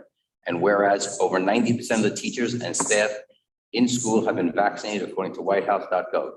Whereas the district undertook extraordinary measures to secure access to vaccines for all staff as soon as vaccines were available, resulting in over 80% of Middletown Township school staff being vaccinated. And whereas as recently as June 7, 2021, Governor Murphy stated that school officials should be empowered to make decisions based on their community and facilities. And whereas on August 2nd, 2021, Governor Murphy stated one size doesn't fit all for opening up school districts. And whereas on August 2nd, 2021, Commissioner Judith Persicelli stated, it's up to the individual if they shall want to wear a mask indoors. And whereas the Middletown Board of Education believes this is no factual basis or change in circumstances present in Middletown from August 2nd, 2021 to issuance of Executive Order 253 to justify the imposition of the mask mandate. Now therefore be resolved, Middletown Township Board of Education, that the board calls upon Governor Murphy to present Executive Order 253 and allow school districts to make individual decisions, and be it further resolved, a copy of the resolution be sent to Governor's office and to Senator Declan O'Scanlan, Assemblyperson Schaffenberg, Damaso, Senate President Sweeney, and Assembly Speaker Coughlin, and Dr. Alan McMillan, Acting Commissioner of the Department of Education. All right. Need a motion? So moved. Second. Discussion. Roll call. One quick question. So when you say you modified it to 253, it still has to do with masks, right? And not, What's that? still talking about 251, and the references to 253 are just regarding masks, not the vaccinations. Yes, I believe that was the discussion and the recommendation, because the original resolution 251, addressing 251 dealt with Okay, masks. that's what, yeah. So that's a good point. So the 253 refers to paragraph 9 of that only regarding the mask wearing. I just want to confirm that. Thank you. So, people, just to clarify, this resolution now going to say, send executive orders 251 and 253. Yes, it's just in relation to 253's application to 251, because 253 addresses other issues too that we're not discussing right now. Roll call. Kennedy, Yes. Mr. Dymo, No. Mr. Heffernan, Yes. Mr. Little, Yes. Mrs. Tobacco, Yes. Mrs. Wright, Well, based on the issues that I raised last week, which are not reflected here, I vote no. sorry, Mrs. Wright, I didn't hear that. No. Mr. Capone, Yes. Mrs. Minnies. Yes. All right, I need a motion under the Business Administrator's Report for number 1 through 4. So move. I need a second. Discussion? All in favor? Aye. Aye. Opposed? Abstentions? Superintendent's report? Yeah, my update is just going to be that look on the website by the end of the week, and we'll have a lot more information about the opening of schools. All right, under the superintendent's report, I need a motion for number 1 through 4.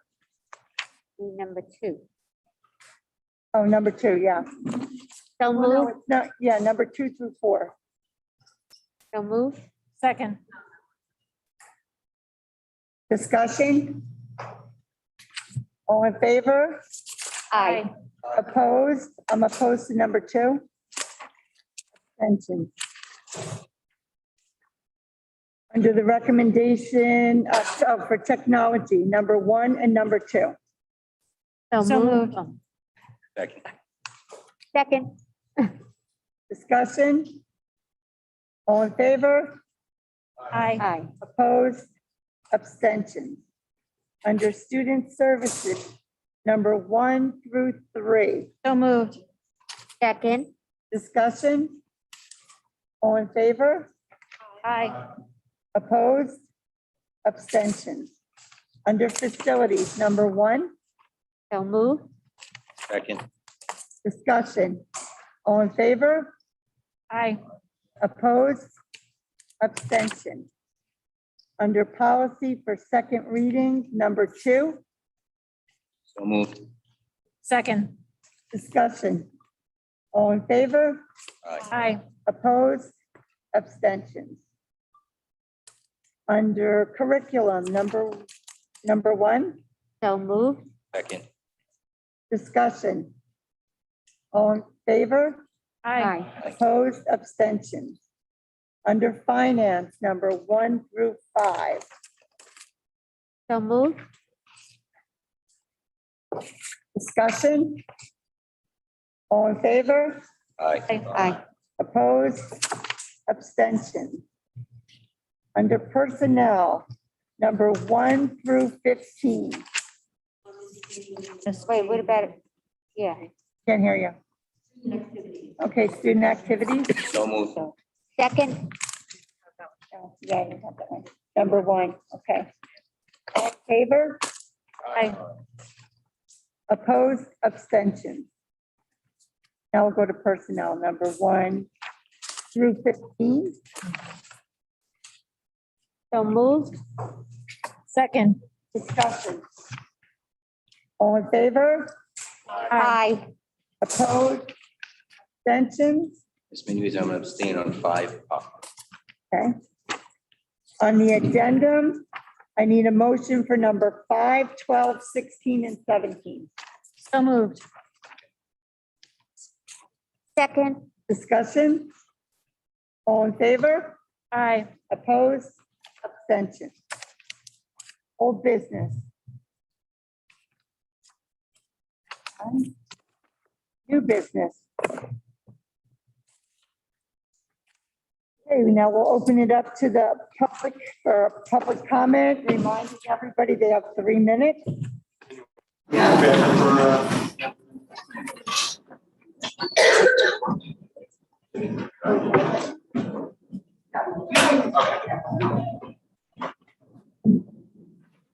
You can all hear me, right? I am Ryan Irwin from Middletown. So after sitting through hours, we're all exhausted, as you can tell. But first and foremost, I want to thank everybody for coming out tonight. Just give yourself a hand. Yes. Yeah, I'm just happy that we were all out here to say our voice. Now, listen, I understand everybody's opinion, and I know it's not the district's fault to bend to the governor. We all know it's the governor's fault, and we should all know that by the end of the day. The district is doing the best they can. And of course, I'll still be against the mask and all that. My question is now so for now on for the board meetings, do we all have to wear a mask in here, or? I understand, so we don't have to come here, of course, but my other so yeah, all I want to say is that I fully understand everybody's opinion, although of course we don't agree with some people, but I'm just happy that we were all here tonight to get our voices heard. So I just want to thank you for that, and I don't know what else to say. So y'all have a good night.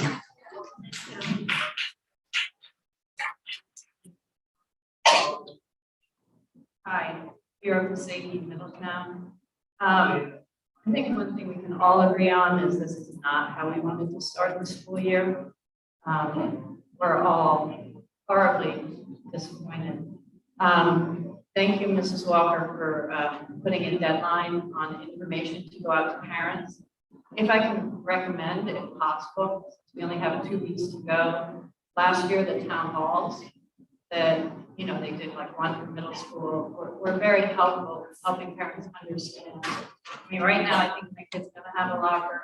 Sure, there's a lot of kind of basic questions, lunch, things like that. Good idea. And it is very school or at least level specific. Yeah, oriented, yeah.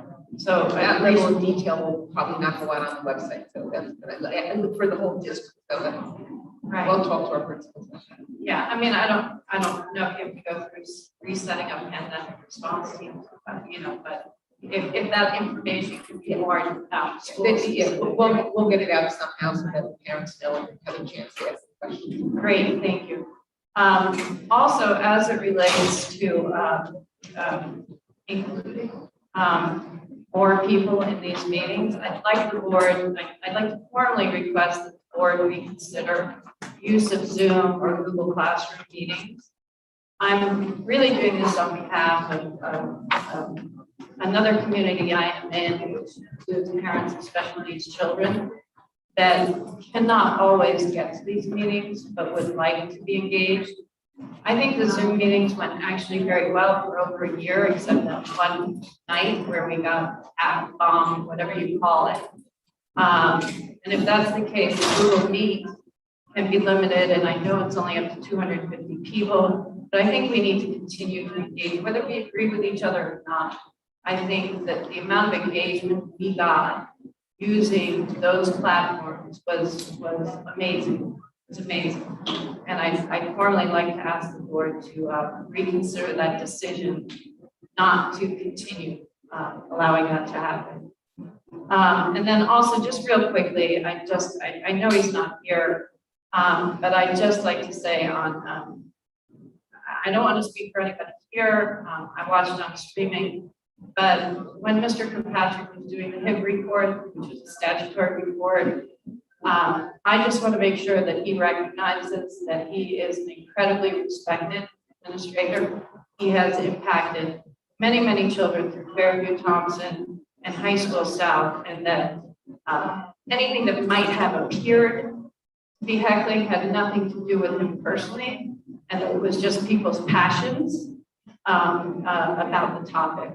And I'd just like to you know, I hope that people recognize that he's a good human being. But thank you very much, and he's listening tonight, so he heard your words. Okay. And he does understand that, so. No, he gets it. All right, thank you.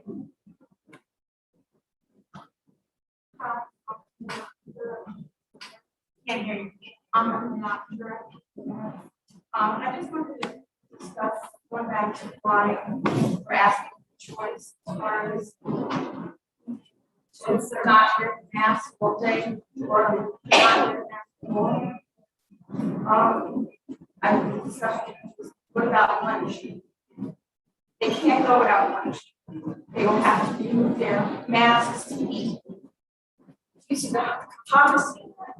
COVID can't tell the difference that he is eating versus not eating. There's no logical explanation for the difference. The idea that kids can take their masks off at lunch and not get sick during that time, like COVID feelings, that's not a bad thing. We all need to have COVID, but logic does not involve feelings. Logic is cut and dry. Like logically, COVID can't tell the difference between lunchtime or class time. It is also inevitable that there will be instances that lunch can't be spread out. Wearing a mask after lunchtime will be moved. Also, there will be children who after school will remove their masks and hang out with their friends at their homes, in Applebee's, Target, etc. This happened last year when parents complained about in-person learning, yet they let their children hang out unmasked after school, all over social media. No one can deny that. It's because of this hypocrisy and the logical understanding that COVID won't infect during lunchtime why we are asking for choice. Thank you.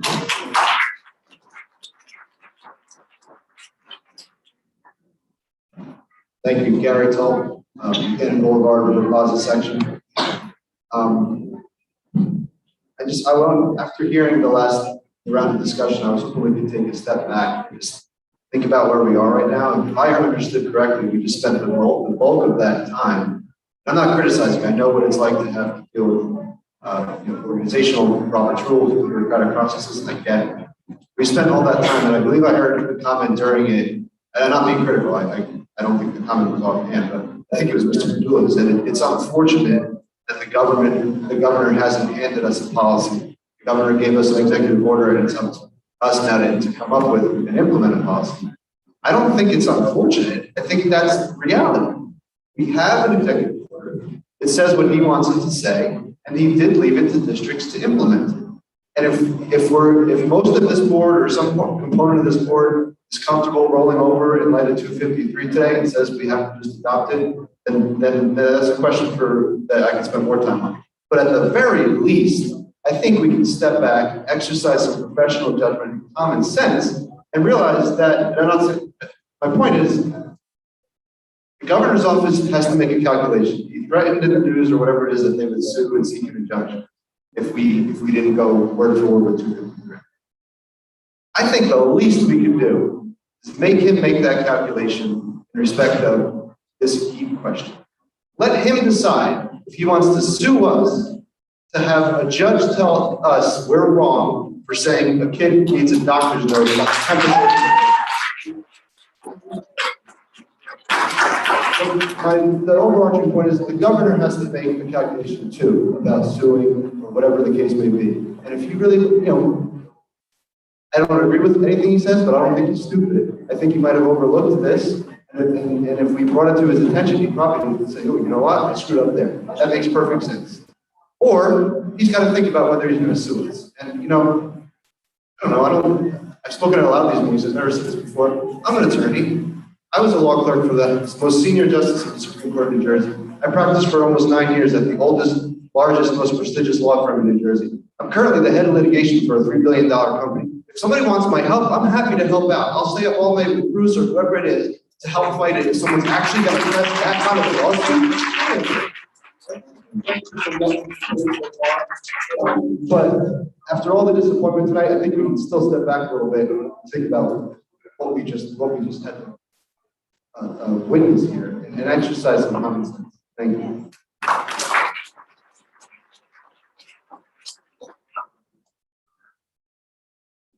Thanks, Marlene. I can go road.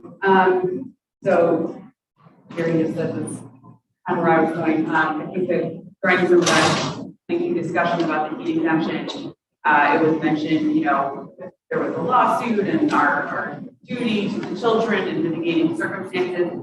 I'm a lawyer too. I understand, the standards can be applied if we're talking about negligence, if that's what we looked at, putting a lot of other issues aside. I don't think that most people on a jury think that it's reasonable to interpret the heat exemption the way that it's literally written. And I'm not disputing Bruce's interpretation. I think that is absolutely correct. I think that the governor inserted this into a different executive order because his ego was a little bruised and he wanted to be sure that everybody understood that he's still the boss. And that now, all of a sudden, every student has to get a medical note that says it's too hot for them to run around in an under-conditioned gym with a mask on and they're going to pass out. But that wasn't the case in the spring, and nothing has changed. Specifically left the heat exemption in because he wanted to be clear that boards and districts still had that ability to make that decision for those children. And I agree with what Gary just said before me, which is that this is an opportunity for us to stand up. It's not some big slap in the face. We're not going to follow what you're saying. What we're saying is, look, we don't really think this is what you meant, and we're going to interpret this in a really reasonable way that still protects our children. Because we don't want them to be in a hot building passing out, whether it's for liability or just because you care about the kids. That is something that is within your power to do, and I think that you should do it. I have one more separate comment that just has to do with, I don't think that we've heard anything so far about what the district's plan is in terms of handling COVID cases. Will there be quarantining? Will there be contact tracing still? Is that something that's still going to happen? When can we know that? I think for a lot of parents, the mask consideration is driven by this.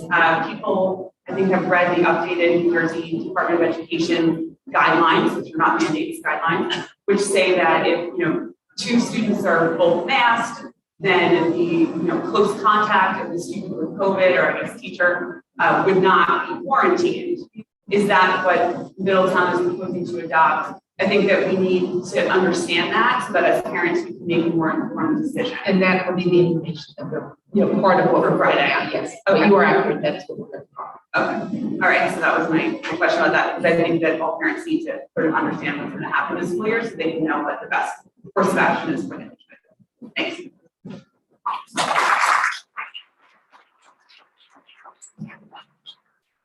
All right. I know this is incredibly difficult, and we weren't expecting this to come to the table at this late hour. We have all, most of the people in here have been fighting so hard, and we need your help. I don't think that we can accept, as Katie said, Governor's Executive Order 253 requiring a heat exemption from a medical provider is going to be almost impossible. My son rides the bus to school every day. So if it's 100 degrees out, he has to put a mask on and sit on an air-conditioned bus for 20 minutes or so each way to and from school. And I'm gonna hold somebody accountable for that if something happens to my son. Whether that's Middletown or the governor, we need your help. We need you to not accept these barbaric, tyrannic executive orders. It's unacceptable, it's cruel, and it's child abuse. How about everyone here, we all sit on the bus tomorrow all day with a mask on, and we see how we feel. I'm just disgusted, and I know it's not anyone's fault here, but I'm disgusted. We can only do so much, we need your help. And that's what I'm asking for.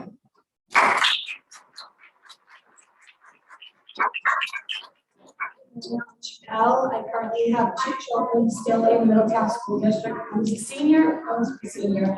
The one's going to be in 8th grade. I have one that's a rule follower, and if he couldn't breathe, he'd sit there with the mask and pass out before he would ask to take the mask off. I have another who probably spent most of the year in the nurse's office saying he can't breathe and missing class and probably not getting credits to graduate. It's just 2 different personalities. What I want to know is that we have nurses in the school. They are medical professionals. They are healthcare providers. They're licensed. We trust them to give EpiPens. We trust them to give medications when our kids need medication. I trust them to give asthma pumps or whatever they need when they're there. Those are healthcare providers. Can the parents write a note to the school saying that they give the healthcare provider that we hired and we vetted to be a healthcare professional in the school, that if my child can't breathe, my child doesn't want to wear a mask, that they can go to that nurse and say, I can't breathe, you're a medical professional. There's a note from my mom that says, if I can't breathe, you can exempt me. I would be happy to put that I would not hold the district, the school, or the nurse or teacher liable if something happened to my child. If they took the nurse, took the mask off. But that nurse, we have a medical professional in each building who can say, this is not good for the children. So if the nurse says, it's 95 degrees in this building, she's a medical professional, and I would be happy to give her a blanket authority to say, they can take the mask off. So I just want the district to consider, what are they going to do, being that you have a medical professional sitting in each building that you hired and vetted and is licensed. Yeah, they're licensed, but they're not considered like a medical professional who does like prescriptions, care, nurses. But she can inject my child with panties if they're having an allergy. Yes. And just like if somebody's having a heart attack and you give them CPR, there's the Good Samaritan law. They'll be doing something. Somebody's in medical distress. They can't be sued because they broke a rib while they're giving CPR, but they saved somebody's life. Let me just clarify. If a child is in distress or having trouble and goes to the nurse, the nurse will say, sit here, take your mask off, relax. But the nurse cannot give that medical exemption to, go beyond that one situation. You know what I mean? I'm just concerned that one of my children is going to be sitting in the nurse's office, I can tell you, because I'm going to say, no, you have to be in school. You have to learn. And he's going to find a way to find a loophole to sit in that nurse's office, and he's not going to be educated. So what's the sense of him being in school? I'm just saying this is something that should be considered. Thank you. Hello, everyone. Michelle Vitale, Middletown Village. I have 2 boys in the district, one who has special needs. My husband's one at our last meeting. As much as I want choice for my parents' rights and for my children, I want to talk about common ground, because You're never gonna see eye to eye on this. Everybody has their reasons. But what my question is, can we meet on common ground? Do our kids have to be masked for 6 to 8 hours a day? The mask breaks are not enough. But can we submit something to the governor to allow our kids to sit at their desks at least, unmasked, so that they can learn?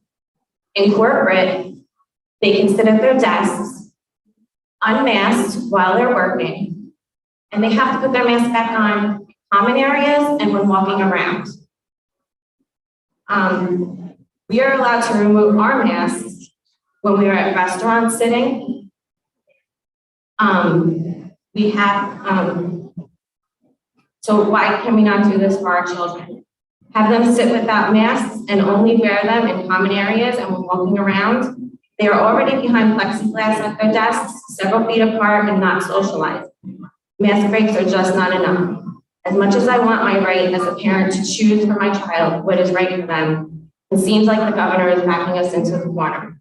So maybe this can be some common ground that we can look at so we can all kind of get what we want.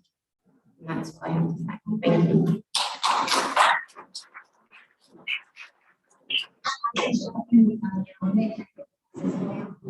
I have a question just to kind of clear up. I couldn't hear well, so I want some clarity with the way the executive order is written as it relates to heat. Did you as a board add that the kids have to have a note for the extreme heat, whether it be outdoors, indoors? Did you add that? Or is that actually in the executive order? That comes from Executive Order 253. Okay, so that is actually written in extreme heat outdoors. Not outdoors. There's no mask requirement outdoors. I think I don't want to speak for Ms. Tobacco, but I think she was talking about when they walk inside the building after practice or during practice. I mean, I think it's ridiculous either way, but this one, I just want to get clarity. But also I wanted to say, why are we afraid of lawsuits? I think it might have to come to the courts now because we need to protect these children. And the only way I think it's going to happen is if it does escalate to the point that we should have some lawsuits. I mean, we're trying to protect kids. We have the Constitution behind us. We have the science, the real science behind us. We know he's getting pressure from the Biden administration. We know that. We know where it's coming from. And we know it was done already with the virus. The virus is an executive order, but honestly, it wasn't really that necessary to make it an executive order. So that's another argument. But the bottom line is, where is this going to end? It's going to be the masks, it's going to be lockdowns again, it's going to be the vaccine mandate, it's going to be you can't move, you can't go shopping. We have to fight now. It's now or never. And we as a group, for anything to sue, even if you do perfect, you could have a lawsuit. People will sue. Don't be afraid of that.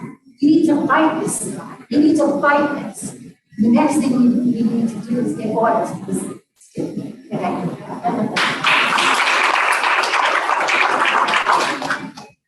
evening, board. My name is Dan Barber.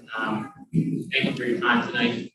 I have 3 points. One is, I want to remind you that you guys, and I know that we're in a very difficult time right now, and I did not run for this board, and I know that you all did, and you were hired to do a job to represent your constituents, right? And that was your decision. And I think the opinions of the community which you represent were reflected here tonight were pretty evident as to what the moral beliefs of this community are as a whole.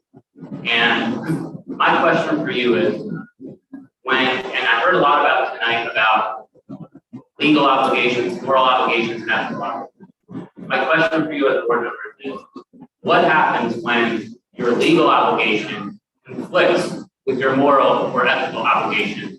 And for those of you, particularly those of you who are blessed to have children in this town and in this district, if they ask you which side of that point you went with your policy making, which way would you answer? That was not a rhetorical question. I don't know if anybody's raised it. It's a public comment.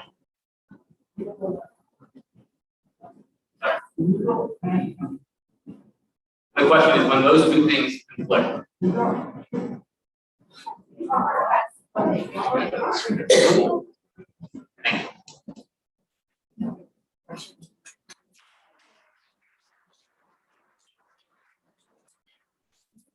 Hi, Melissa Isabel, Belford. I mentioned last week how I teach in a neighboring district, and I talked about mask breaks.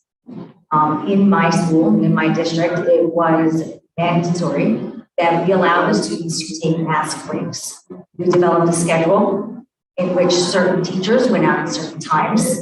We had a very specific schedule for indoors and outdoors, depending on the weather. So when it was raining, we took our mask breaks inside. And when it was nice out, or even not, I was freezing out, we went outside. My question is Middletown going to have a policy? Because my son's in Bayshore, and he's not able to keep the mask on. And as a result of that, he was going to the bathroom almost every period.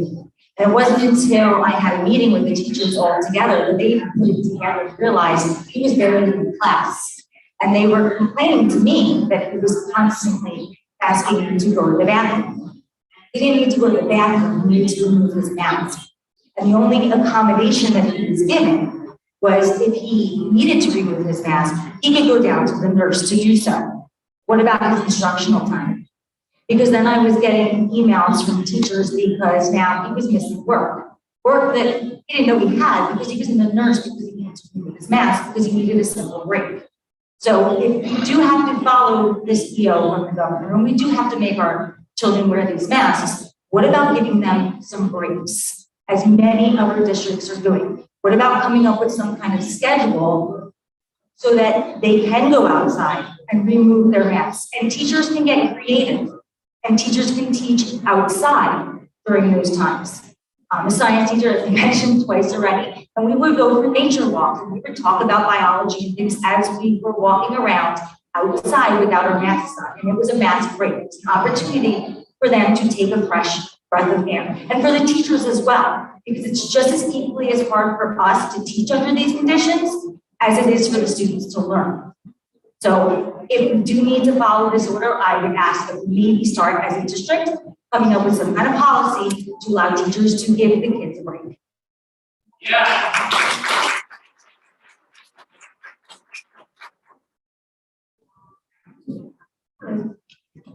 I'm here with, from Millstone Township. We came in for support for you guys. I just want to say, this is nuts. What would happen if you just don't comply? You don't comply. What if we send our kids with no mask? What are you gonna do? You're gonna shut the door? From space? What if all the parents say no, and we're not gonna comply? No mask, nothing. What are you gonna do? You're gonna shut the door? You're not gonna let our kids in? What are you gonna do? You're looking at me. What are you gonna do? Answer it. Answer. We're not gonna comply to this bullshit. Excuse me. We're not. It's only public comment. Okay, but what are you gonna do? Legally, are you allowed to just say, no, you can't come in? Hear the practice in Middletown. I know you said you were in the Millstone meeting last night, as was I. Wait, how do you know I was at the meeting last night? Did you just say that? No. No, she said it when she spoke up. She said you don't live here, and she was at Millstone. and No, she I gave said her support. we're here. Oh, But okay. then we're here in support, you Okay. guys. But I'm just Well, curious. so was I. Oh, so that's why you know I was there. What, in Millstone? Yes. Oh, yeah, that's why you know I was there. I was a big mouth. I know. Well, I don't describe Okay, people that yeah. way, but I remember you. I know you do. But my point is that every board operates differently. This board does not engage in discussion during public comment. They Right, just but- listen to comments. So they're not going to answer your question. I'm sorry. Okay, that's fine, and I understand, but where I'm coming from, it's domino effect. Kind of like how what you guys, your resolution and what you guys are going to decide is ultimately going to reflect on Millstone Township. But that's my question is, I'm on the do not comply. I'm not going to comply to none of this anymore. And legally, what can you do? We send our kids, I think that's what we all should do. Send our kids, no mask, that's it. Are you gonna just shut the door and it's just, I'm sorry, I have to say this. I'm sitting there and I'm just like, no disrespect, but we're like, okay, can you please, like, during lunch breaks, can they have it just down for this amount of time? Or if they're, during here, how about no to mask, period? Take a stand, and that's it. We're like, kind of just giving you guys this, I don't know, thanks for allowing my kids not to have a mask outside, thank you. It's bizarre. You guys know it, we all know it. None of it makes sense. Can't make sense of any of it. Do not comply. That's it. That's it. Millstone Township, we're here to support you. We came out, we're exhausted, and we should all stick together. Don't comply.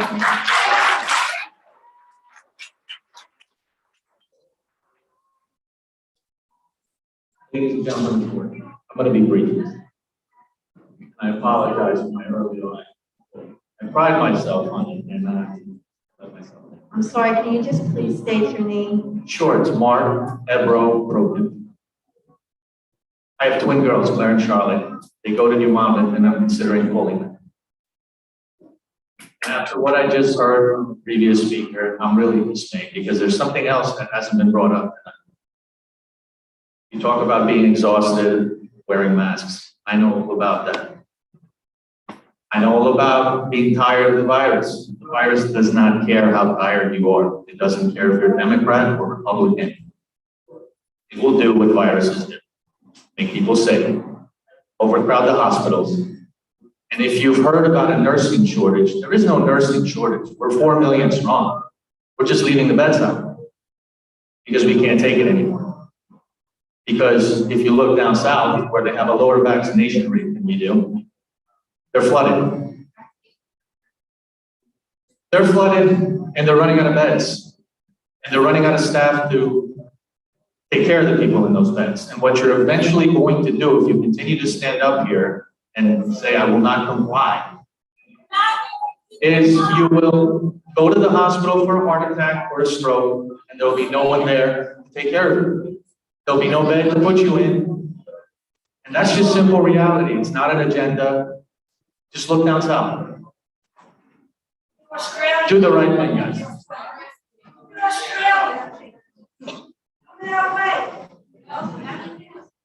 Seeing no one else at the mic, make a motion to adjourn the meeting. Second.